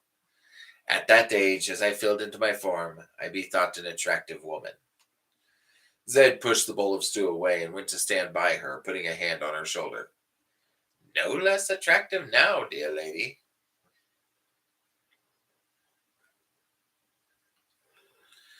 She put a hand over his without looking from the flames. In time, I fell in love with a young man. His name be Pell. He be an awkward young man, but a good and noble man, and he be kindness itself to me. He would have brought me the ocean one spoonful at a time if he thought it would please me. I thought the sun rose to show me his face, and the moon came out to let me taste his lips. Every beat of my heart be for him. We wanted to be wed. The king's circle of Chura, led by a man named Marthin Galeen, had other ideas. She took her hand away and gripped a knot of rose at her stomach. They had decided I was to be wed to a man from the next town, the son of their mayor. I was a prize to the people of Chura. Having a sorceress bonded to the people by her oath was seen as a sign of virtue of those people. To give me to an important man from a larger town was cause for excitement, joy, expectation. It would seal our towns in many ways, not the least of which was valuable trade. I'd be in a panic. I went to Grandmother Lindell and begged her to intercede for me. I told her of my love for Pell, and that I did not wish to be a prize in return for trade. I told her the gift was mine, and not to be used to bind me into slavery. A sorceress not be a slave. Grandmother Lindell was a sorceress. The gift in her be disdained, but people respected her because she be devoted to her oath, and they held more than a healthy respect for her. She be feared. I pleaded for her help. Doesn't seem like the kind of person to help you. There be no one else to turn to. She made me leave her for one day so she could think on it. It be the longest day of my life. When I came to her at the end of the day, she told me to kneel before her and give the oath. She told me I had better mean it, more than any time I had ever said it before, and she had made me say it often. I knelt and said the oath, meaning every word. When I finished, I held my breath and waited. I still be on my knees. She looked down her nose at me, that sour frown of hers still on her face, and then she said, Though you be wild of spirit, child, you have worked to tame it. The people have asked for your oath, and you have given it. May I not live to see you break it. You owe no debt beyond that. I will take care of the circle and see to Mathrin Galeen. You will wed Pell. I wept into the hem of her dress. Addie was silent, staring into the fire, lost in the memories. Zed lifted an eyebrow. Well, did you wed your love?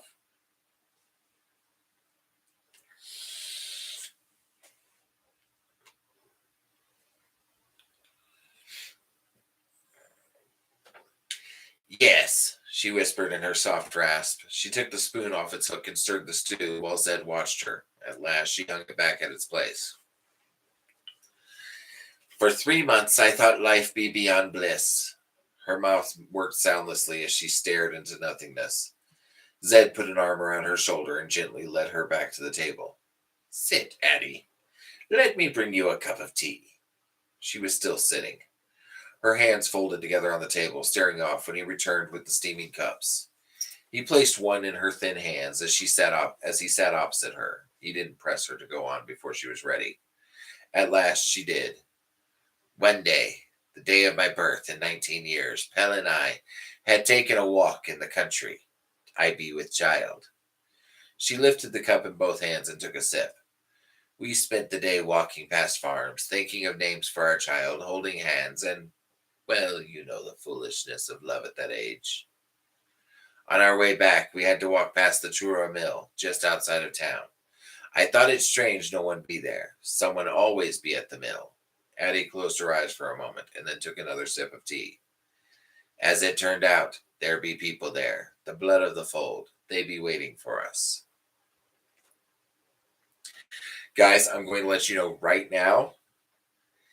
This is when we get into the part of how she loses her eyes, how she gets the rasp, and some other bad things happen too. So, if it gets too much, bow out. No need to say goodbye. No need to explain things to me. If it gets too much, just hop out. Okay? Zed knew of them. In the larger cities of Nicobaris, the blood of the fold were an organized corps of men who hunted banelings, rooted out evil as they saw it. In other lands, there were men like them who went by other names, but they were the same. None were especially picky about proof. A corpse was the only proof they need show of their job well done. If they said the body was that of a baneling, then it was. In the smaller towns, the blood were usually self-appointed toughs and thugs. The blood of the fold were widely feared, with good reason.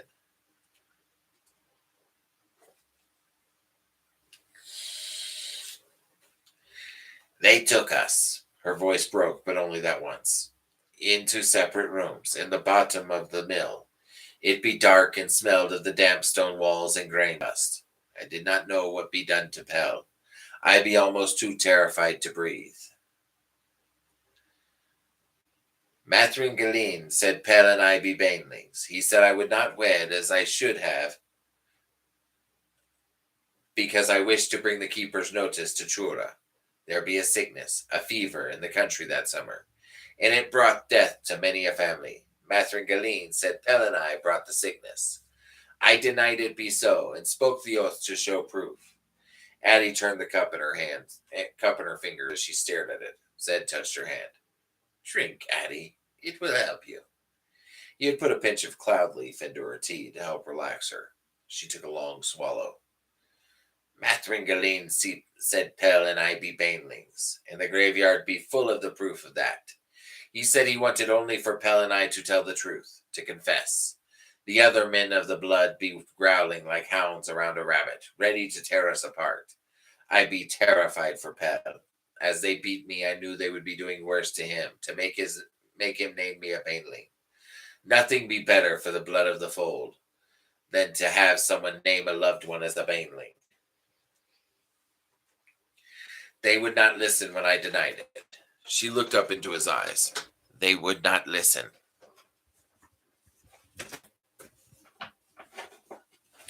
Sorry, guys. Nice little close-up of my beard there.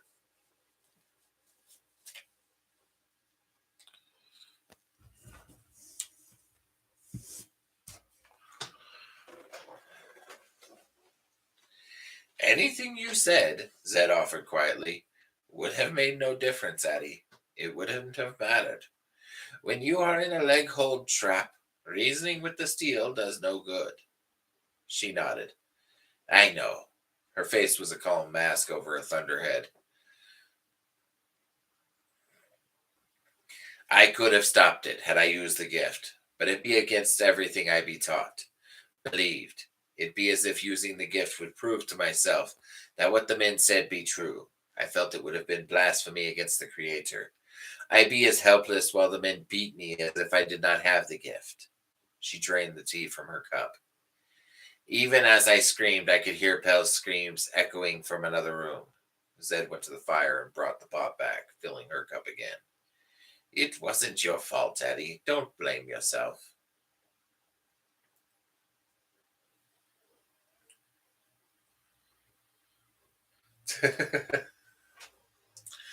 I have been a DM once or twice before.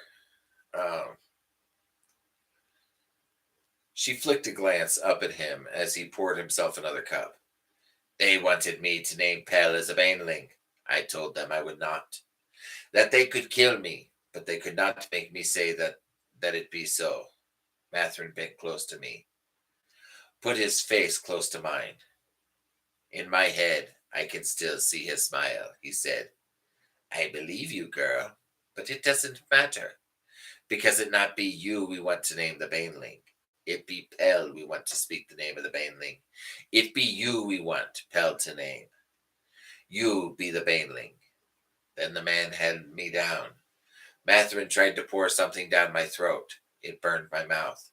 He held my nose. It be swallow or drown. I wished to drown, but I swallowed without wanting to. It burned my throat like swallowing fire. I could not speak. I could not make a sound. I could not even scream. No sound be there, only burning pain. More pain than I had ever known. She took a sip of tea as if to soothe her throat. Then the men took me in the room with Pell and tied me to a chair in front of him. Matherin held me by my hair so I could not move. It broke my heart to see what they had done to my Pell. His face be white as snow. They had cut off most of his fingers, one knuckle at a time.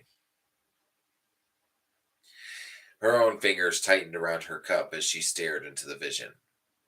Matherin told Pell that I had confessed that Pell be a baneling. Pell's eyes be big, looking at me. I tried to scream that it not be true, but no sound came. I tried to shake my head that it not be true, but Matherin held me so I could not. Pell told me he did not believe them. They cut off another finger. They told him they only do it because I named him, only do it on my word. Pell kept his eyes on me as he shook, and kept telling them he did not believe me. They told Pell if I had told them I wished him to be killed, they told Pell I had told them I wished him to be killed because he be a baneling. Still, Pell said he did not believe them. He said he loved me. Then he told Pell I had named him a baneling, and that if it not be so, I could deny it, and they would let us both go free. He told Pell that I had promised I would not deny it because he be a baneling, and I wanted him to die for it. Pell screamed for me screamed for me to tell them, screamed for me to deny it. He screamed my name, screamed for me to say something. I tried, but I could say nothing. My throat be fire. My voice did not work. Matherin held me by my hair. I could not move. Pell's eyes be big as he stared at me. As I sat silent, then Pell spoke to me. How could you do that to me, Addie? How could you name me a baneling? Then he cried. Matherin asked him to name me a baneling. He said that if he did, they would believe him over me because I had the gift, and he would be freed, Pell whispered. I will not say that of her to save my life, even though she has betrayed me. Those words broke my heart. As she stared off at nothing, Zed noticed a candle on the counter behind her melt into a puddle. He could feel the waves of power radiating from her. He realized he was holding his breath. He eased it out. Matherin cut Pell's throat, she said simply. He severed Pell's head and held it before me. He said he wanted me to see what following the keeper had brought on Pell. He said it would be the last thing he wanted me to ever see. The man held my head back and pulled my eyes open. Matherin poured the burning liquid in them. I be blinded. In that moment, something happened inside me. My Pell was gone. He died thinking I had betrayed him. My life was about to end. I suddenly realized how it be my own fault for holding to an oath. The life of my love for an ignorant oath, for a foolish superstition. Nothing mattered anymore. Everything be gone to me. I turned the gift loose, turned the rage loose. I broke my oath not to use the gift to harm another. I could not see, but I could hear. I could hear their blood hit the stone walls. I struck out wildly. I shredded every living thing in that room, be it man or mouse. I could not see, so I simply struck at any life I could feel. I could not tell if any had escaped. In a way, I'd be glad to be blind, or seeing what I be doing, I might have stopped before I finished. When all be still, I felt my way around the room, counting the bodies. One be missing. I crawled to my grandmother Lindell's. How I made my way, I cannot imagine, except to think the gift guided me. When she saw me, she be furious. She pulled me to my feet and demanded to know if I had broken my oath. Zed leaned forward. But you couldn't speak. How did you answer? Addie smiled a small, cold smile. I picked her up by the throat with the power of the gift and slammed her against the wall. I walked up to her and nodded my head. I squeezed her throat in anger. She fought me. She fought me with all her power, but I be stronger, much stronger. I never knew until that moment that the gift be different in different people. She be helpless as a stick doll.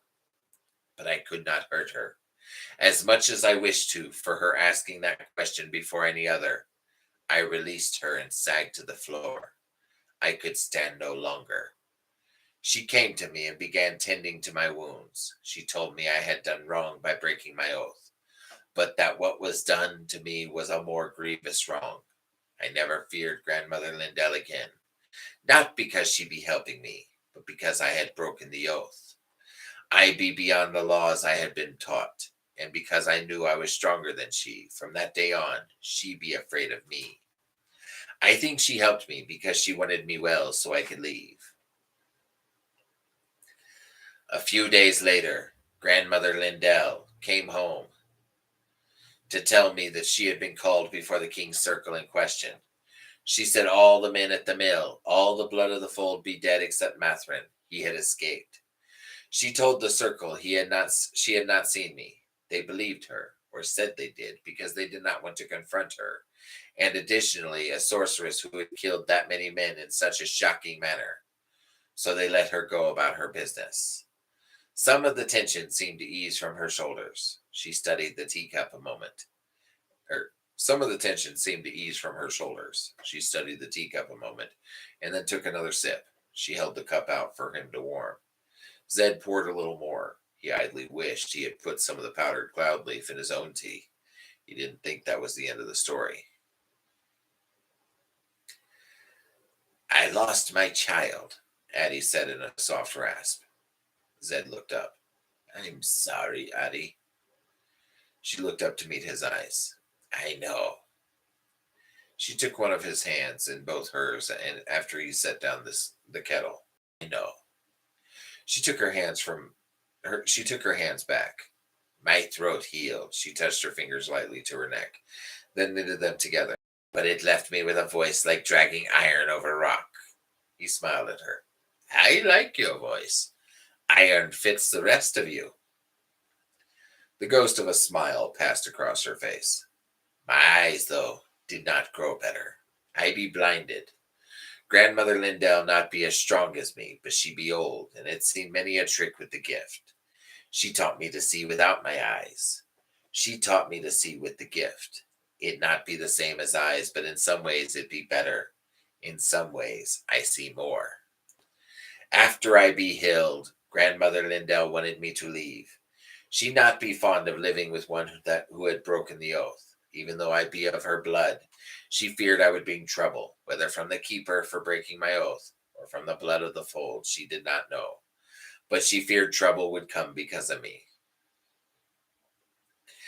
Zed leaned back in his chair, stretching his tense muscles a bit. And did trouble come? Oh, yes, Addie hissed, raising her eyebrows as she leaned forward. Trouble came. Mathrin Galeen brought them.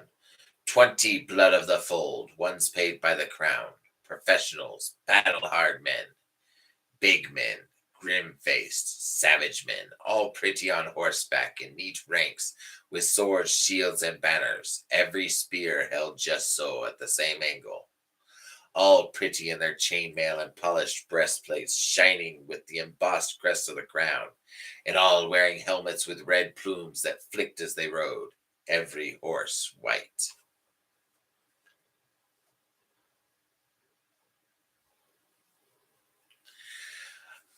I stood on the porch and watched with the eyes of the gift as they spread rank before me with perfect precision, like they be performing for the king himself.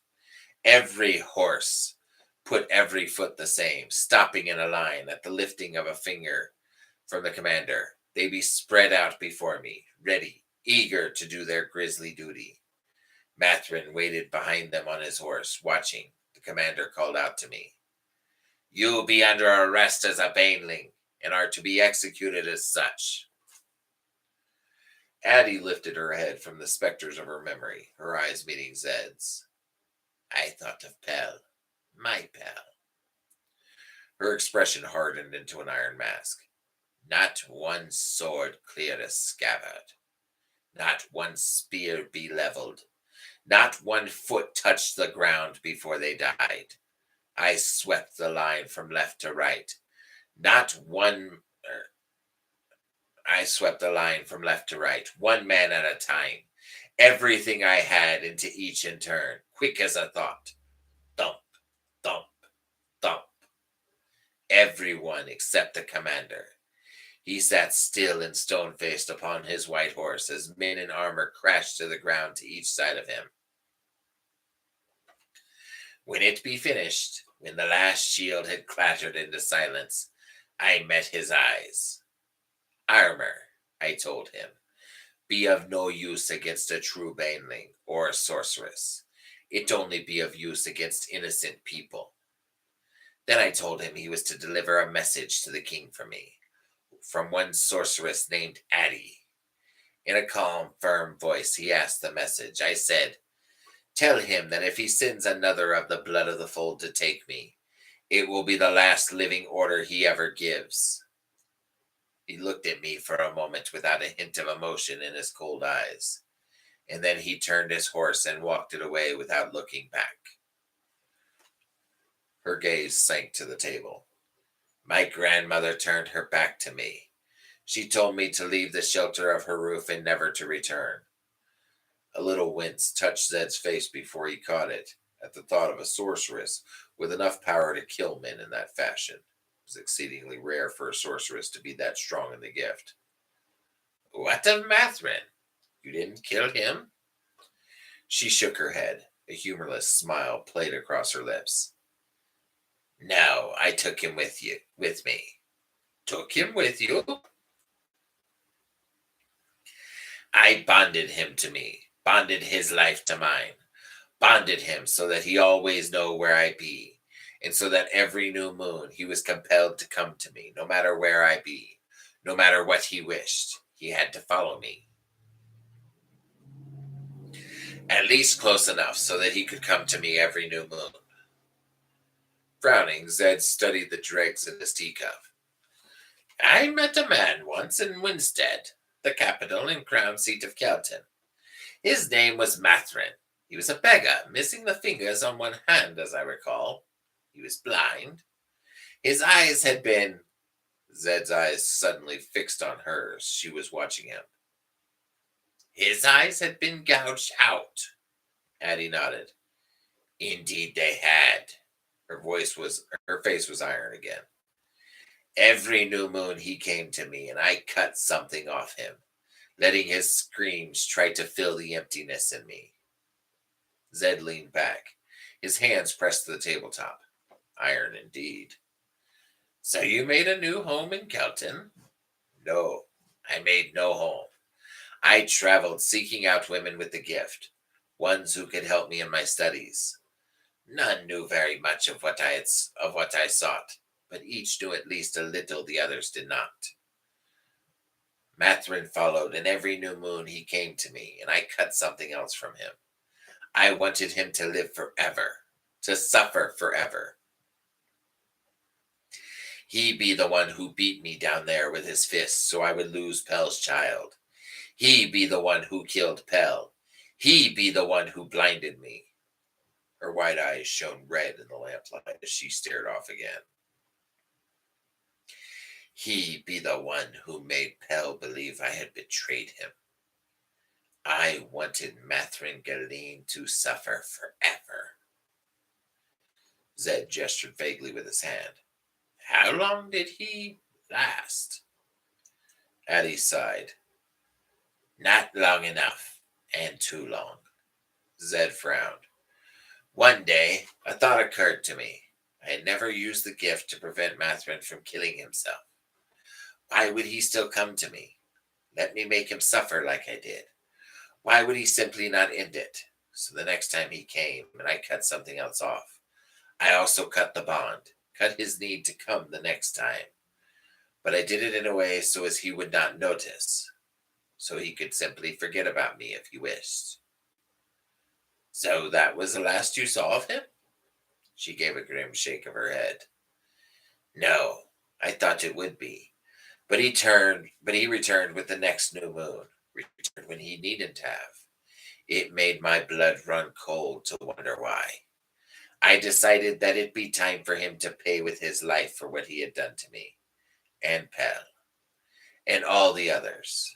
But I resolved that before he gave me his life, he would give me the answer. In my travels,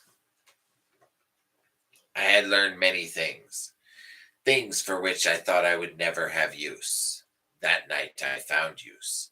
I used them to learn what tortured Mathern feared above all others. The trick be used to learn fears, but be useless to learn other secrets. Against his will, the words tumbled out of him. His fears spilled out. I left him to sweat all that night and the whole next day while I went in search of things I needed, the things he feared above all else. When I finally returned with them, he'd be nearly insane with fright. His fears be well founded. I asked him to confess his secret. He said no. I dumped out the sack, put the little cages and the other things in front of him as he sat naked and helpless on the floor. I picked up each, held it before his sightless face, and described it. Told him what be in each little cage or basket or jar. Again, I asked him to confess. He'd be sweating and panting and shaking, but he said no. Mathrin thought I'd be bluffing, that I did not have the courage. Mathrin be wrong.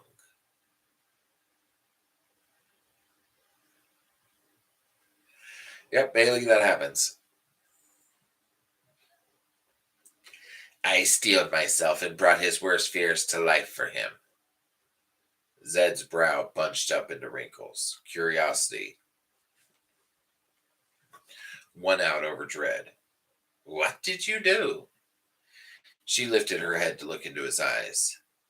That be the one thing I will not tell you. It not be important anyway. Mathrin would not talk, and suffered so much that I almost stopped several times. Each time I wanted to stop, I thought about the last thing my eyes had ever seen before he blinded me. Pell's head held in Mathrin's fist before me. Addie swallowed, her voice so low Zed could hardly hear her. And I remembered Pell's last words. I will not say that of her to save my life, even though she has betrayed me.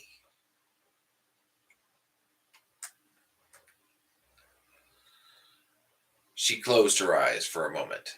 They came open and she went on. Mathrin be on the edge of death. I thought he was not going to tell me why he came to me. But just before he died, he became still, despite what was being done to him. And then he said he would tell me, because he be about to die. Because this too had been my plan. I asked him again why he had come back.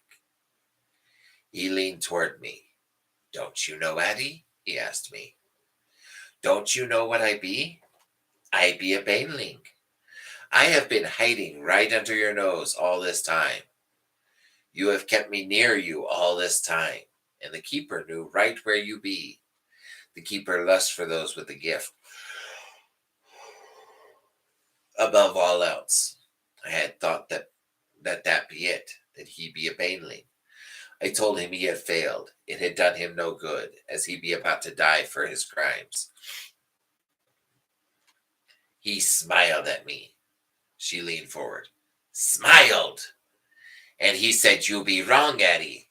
I have not failed. I have done the keeper's bidding. I have fulfilled my task perfectly. All this be by plan. I have made you do exactly as he wished. I shall be rewarded. I be the one who started the fire when you be little. I be the one who did those things to Pell. Not because I thought him or you a baneling. I be the baneling. I did it to make you break your oath, to make you welcome the keeper's hate into your heart.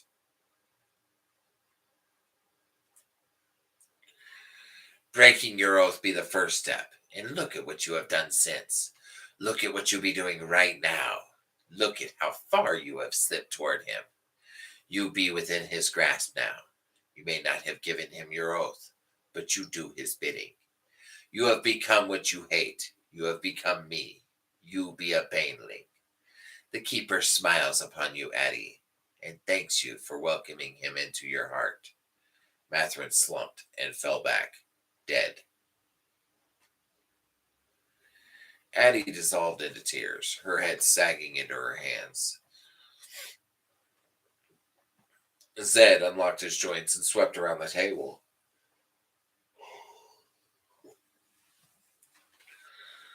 Holding her to him as he stood next to her, holding her head against his stomach, stroking her hair, comforting her as she cried.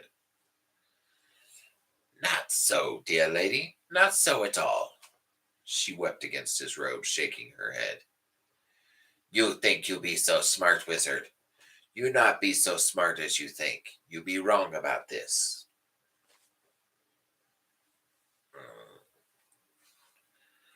But I, but I, you fought back. You struck out from your hurt. Not for a lust of the things you did. Not for a want to help the keeper. Her brow wrinkled together with her effort to stop the tears. You be so sure? Sure enough to trust one such as I? Zed smiled. I'm sure. I may not know everything, but I know you are no baneling. You are the victim, not the criminal. She shook her head. I not be so sure as you. After Matherin died, did you go on killing? Seeking vengeance against any innocent? No, of course not. Had you been an agent, you would have given yourself over to the keeper, to his wishes, and gone on to hurt those who fought him. You are no baneling, dear lady. My heart weeps for the things the keeper took from you. But he did not take your soul. That is still yours. Put those fears aside. He held her hands and gave them small squeezes. She didn't try to take her hands back, but let them stay in his, as if to soak up the comfort as they trembled. Addie wiped the tears from her cheek. Pour me some more tea, but no more powdered cloud leaf, or I will fall asleep before I can finish the story. Zed arched an eyebrow. She had known what he had done. He patted her shoulder as he rose to his feet. He poured her tea and then pulled his chair forward and sat again while she sipped. And there goes my headphone dying. I love how it doesn't really give me any hint that it's going to die. It just kind of, oh.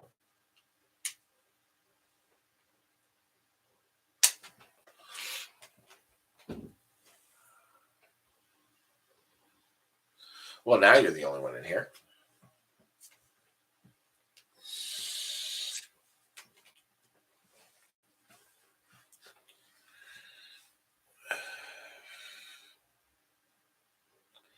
After she drank half of her cup, she looked to have regained her control. The wall with Dahara be burning hot, but it be near the end. I felt the boundary go up. Felt it come into this world. So you came here right after the boundary went up? No, I studied with a few women first. Some taught me a few things about bones. She pulled a little necklace from under her robes. She fingered the small round bone with red and yellow beads to each side. It was just like the one she had given him to get him through the pass. He still wore it around his neck. This be a bone from the base of a skull, like that on the shelf over there, the one that fell on the floor. The beast be called a scrin. Scrin be guardian beast to the underworld. Something like the hearthounds, except they guard in both directions. The best way to explain it is that they be part of the veil, though that not be accurate. In this world they be solid, have form, but in the other they be only a force. Zed frowned. Force? Addie held out her spoon and let it drop on the table. Force. We cannot see it, but force be there. It makes the spoon drop, and keeps it from flying up into the air. It cannot be seen, but it be there. Something like that with the scrin. On rare occasions, in their duty to repel all from the cusp, where the world of the living and the world of the dead touch, they be pulled into this world. Few people know of them because it so rarely happens. Zed was frowning. It be very complex. I will explain it better another time. The important thing be that this bone from the scrin hides you from them. Addie took a sip of her tea while Zed pulled his necklace out of his robes, taking a new look at it. And it must hide you from other beasts, too, to get through the pass. She nodded. How did you know about the pass? I put the boundary up and I didn't even know the pass existed. She turned the teacup around in her fingers. After I left my grandmother, I sought out women with the gift. Women who could teach me things about the world of the dead. After Mathrin died, I studied harder, with more urgency. Each woman could tell me only what small bits she knew, but they usually knew one who knew more. I traveled the Midlands, going among them, gathering knowledge. I collected all those bits of knowledge, piecing them together in this manner. I learned a little of how the worlds interact. By putting up a boundary across parts of this world, it'd be a little like stoppering up a tea kettle and then putting it on the fire. Without a fence, something will blow off. I knew that if there be magic wise enough to know how to bring the underworld into this, it must have a way to equalize each side of the boundary. A vent of some sort. A pass. Zed lifted an eyebrow, staring off into his thoughts as he drew his thumb down his chin. Of course, that makes sense. Balance. All force, all magic must be balance. He focused his eyes on her. When I brought up the boundary, I was using magic I didn't fully understand. It was in an ancient book from the wizards of old, who had more power than I can fathom. Using their instructions to bring up the boundary was an act of desperation. It'd be hard for me to imagine you being desperate. Sometimes that's all life is, one desperate act after another. Addie nodded. Perhaps you be right. I was desperate to hide from the keeper. I remembered what Mathrin had said. He'd be hiding right under my nose. I reasoned that the safest place for me to hide from the keeper would be where he wouldn't look, right under his nose, right at the edge of his world, so I came to the pass. The past did not be this world, yet it did not be the underworld either. It be a mix of both, a place where both worlds boiled together a little bit. With the bones, I'd be able to hide from the keeper. He and the beasts from his world could not see me. Hide? The woman had more iron in her than the kettle hanging in the fire. If he knew Addie, there was more to it. Zed gave her a stern stare.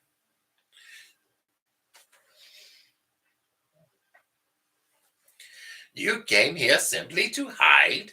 She averted her eyes as she fingered the small round bone on her necklace, and then at last tucked it back into her robes. There be another reason. I made an oath to myself. I swore I would find a way to contact my pal, to tell him I did not betray him. She took a long swallow of tea. I have spent most of my life here in the past, trying to find a way to reach into the world of the dead to tell him. The past be part of that world. Zed pushed at his cup with a finger.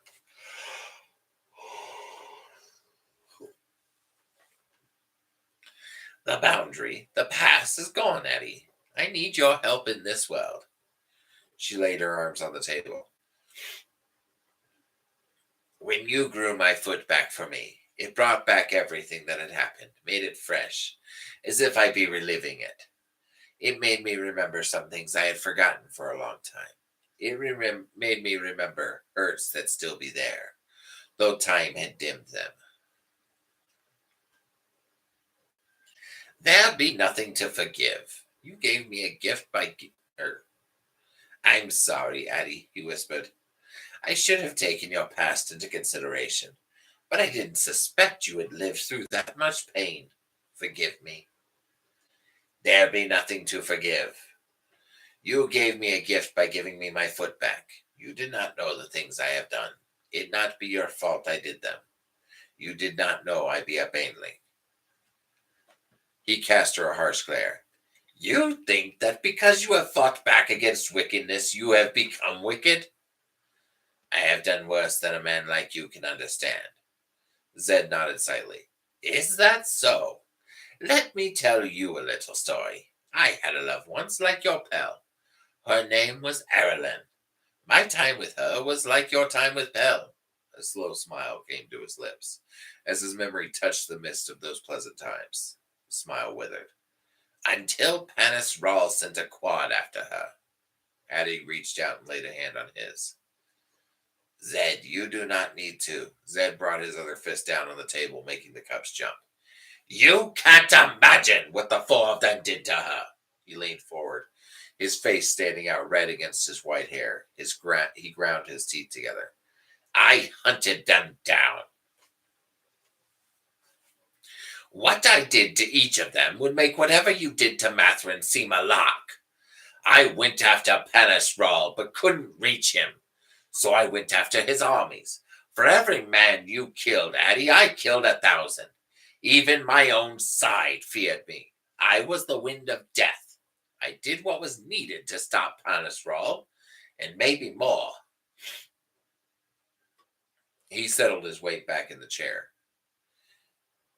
If there is such a thing as a man of virtue, you do not sit with him now. You did only what you had to. That does not diminish your virtue. He arched an eyebrow. Wise words, spoken by a wise woman. Perhaps you should listen to them. She remained silent. He put his elbows on the table and idly picked up the cup, rolling it in his palms as he went on. In a way, I was luckier than you. I had more time with my Erilyn, and I didn't lose my daughter.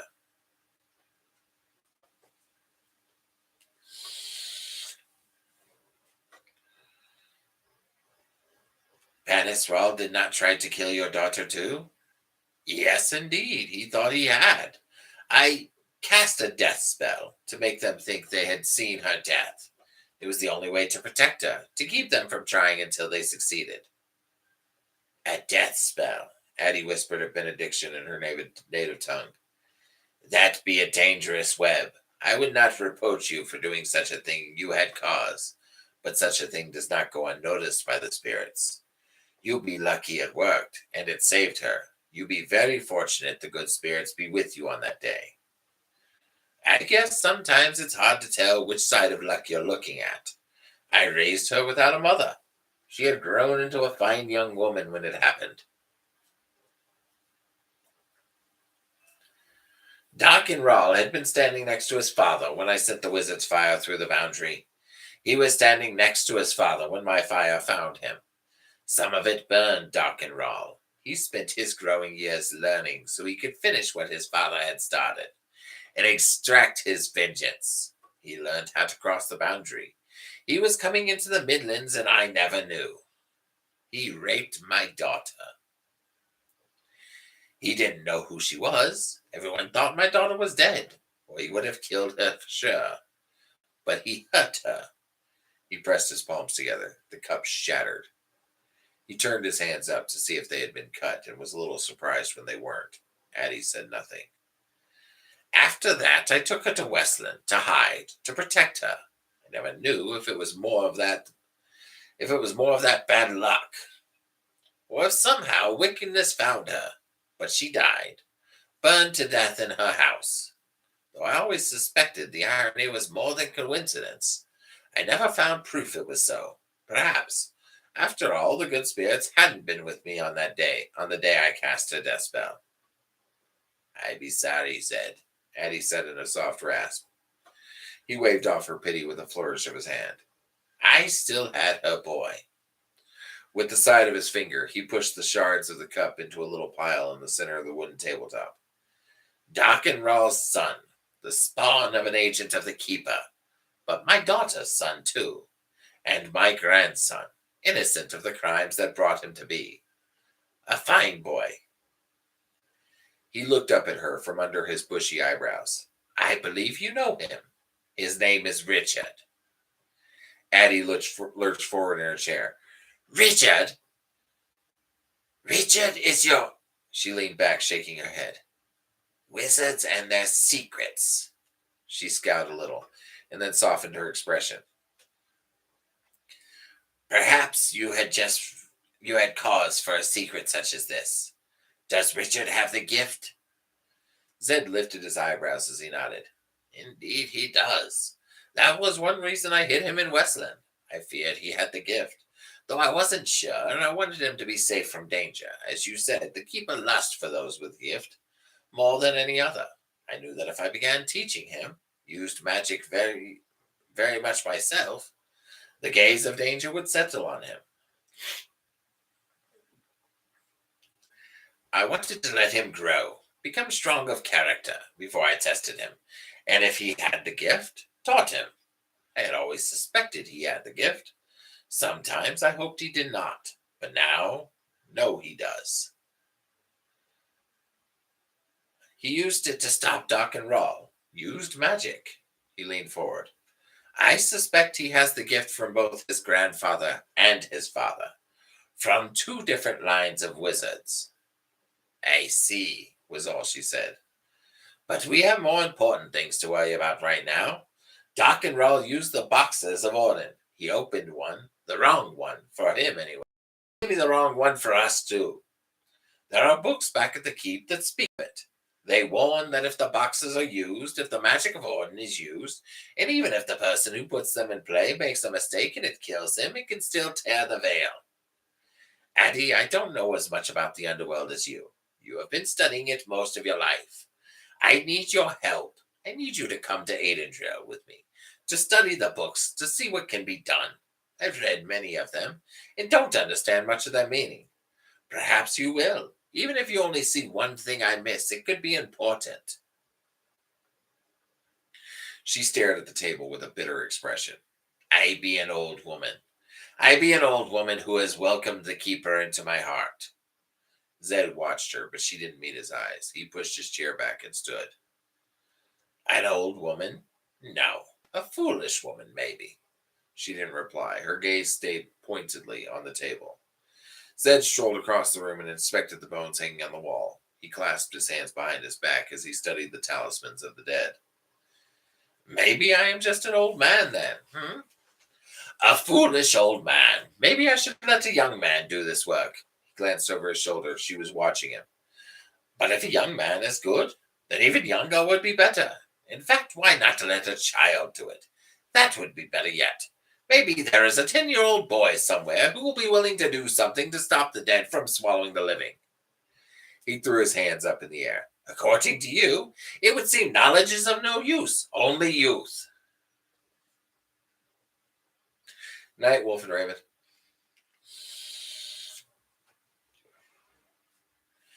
Now you are being foolish, old man.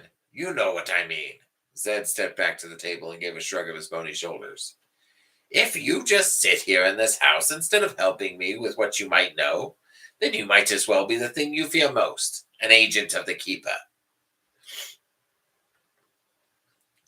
He put his knuckles to the table and glowered as he leaned over her. If you don't fight him, then you help him. That is what his plan has been all along, not to turn you to him, but to make you fear stopping him. She looked into his eyes, uneasiness stealing into her expression. What do you mean? He has already done all he needed, Addie. He made you afraid of yourself. The Keeper has an eternity of patience. He doesn't need you to work for him. It takes effort to turn one with a gift. You weren't worth the trouble. He needed only for you to not work against him. He did all that was necessary. He didn't waste an effort to do more. In some ways, he is as blind to the world as we are to his. He has only so much influence here. He must choose his best carefully. He doesn't spend what power he has here frivolously. Realization took the place of unease. Perhaps you not be such an old fool. Zed smiled as he pulled the chair forward and sat. That has always been my opinion.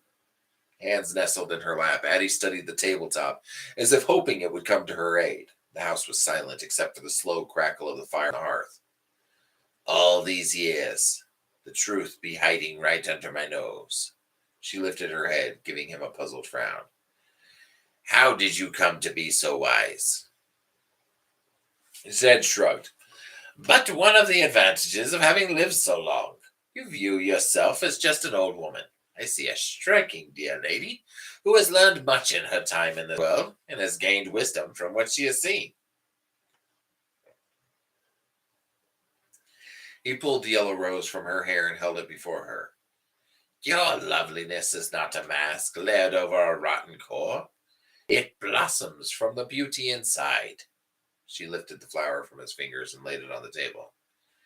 Your clever tongue cannot cover the fact that I have wasted my life.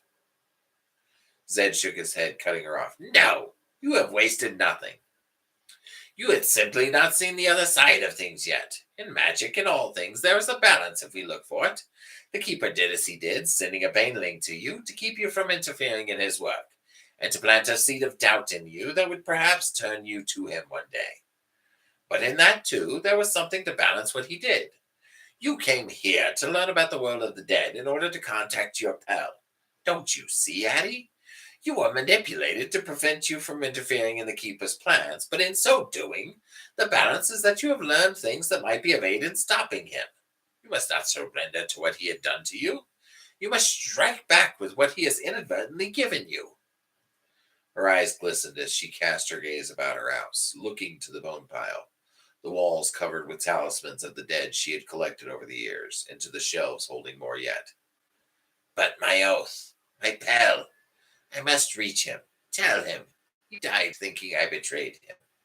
If I cannot redeem myself in his eyes, then I be lost, my heart be lost. If I be lost, then the Keeper will find me.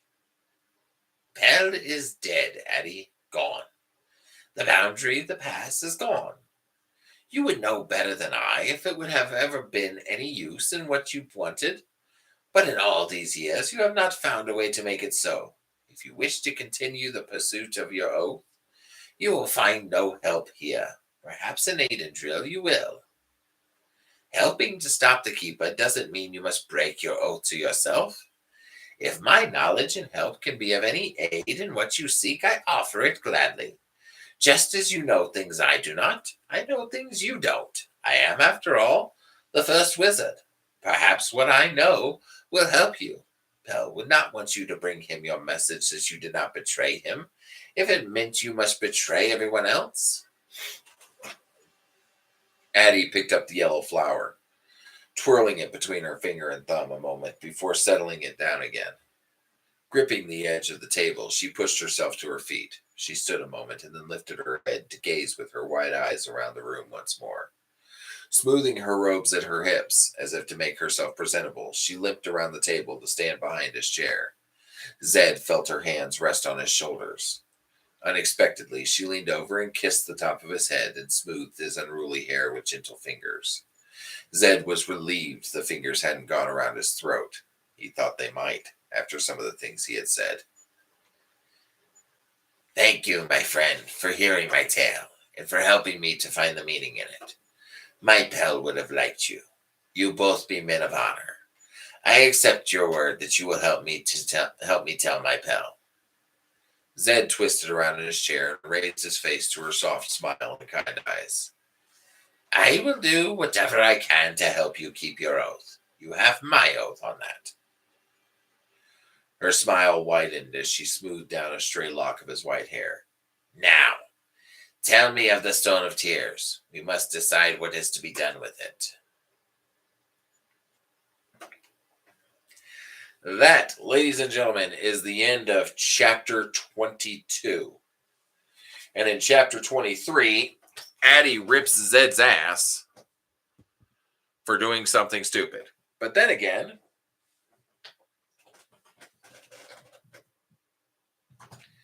when does Zed not do something stupid? I mean, I'm just saying. For a very wise man, he does a lot of stupid shit.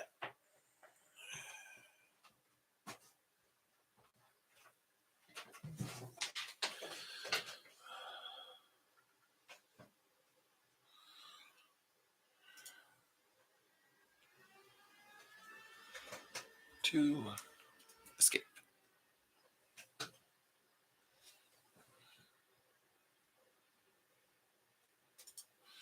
There we go. Well, to be fair, I am a lot like Zed, and though I be wise about some things, I am still a dumbass in many others. I feel it balances things.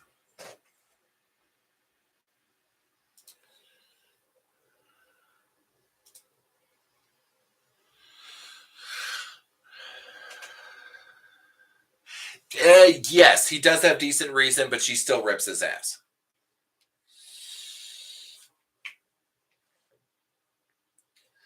But guys, it is 10:17. I am tired. I am going to go to bed.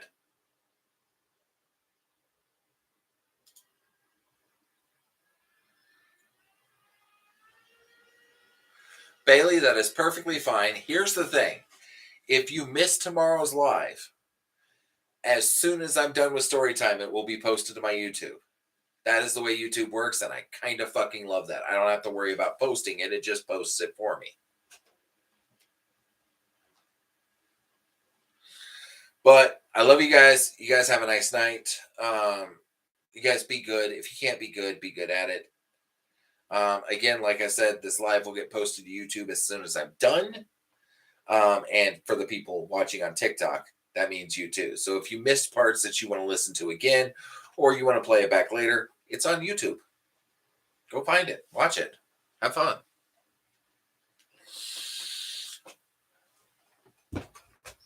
Okay, guys, you have a nice night.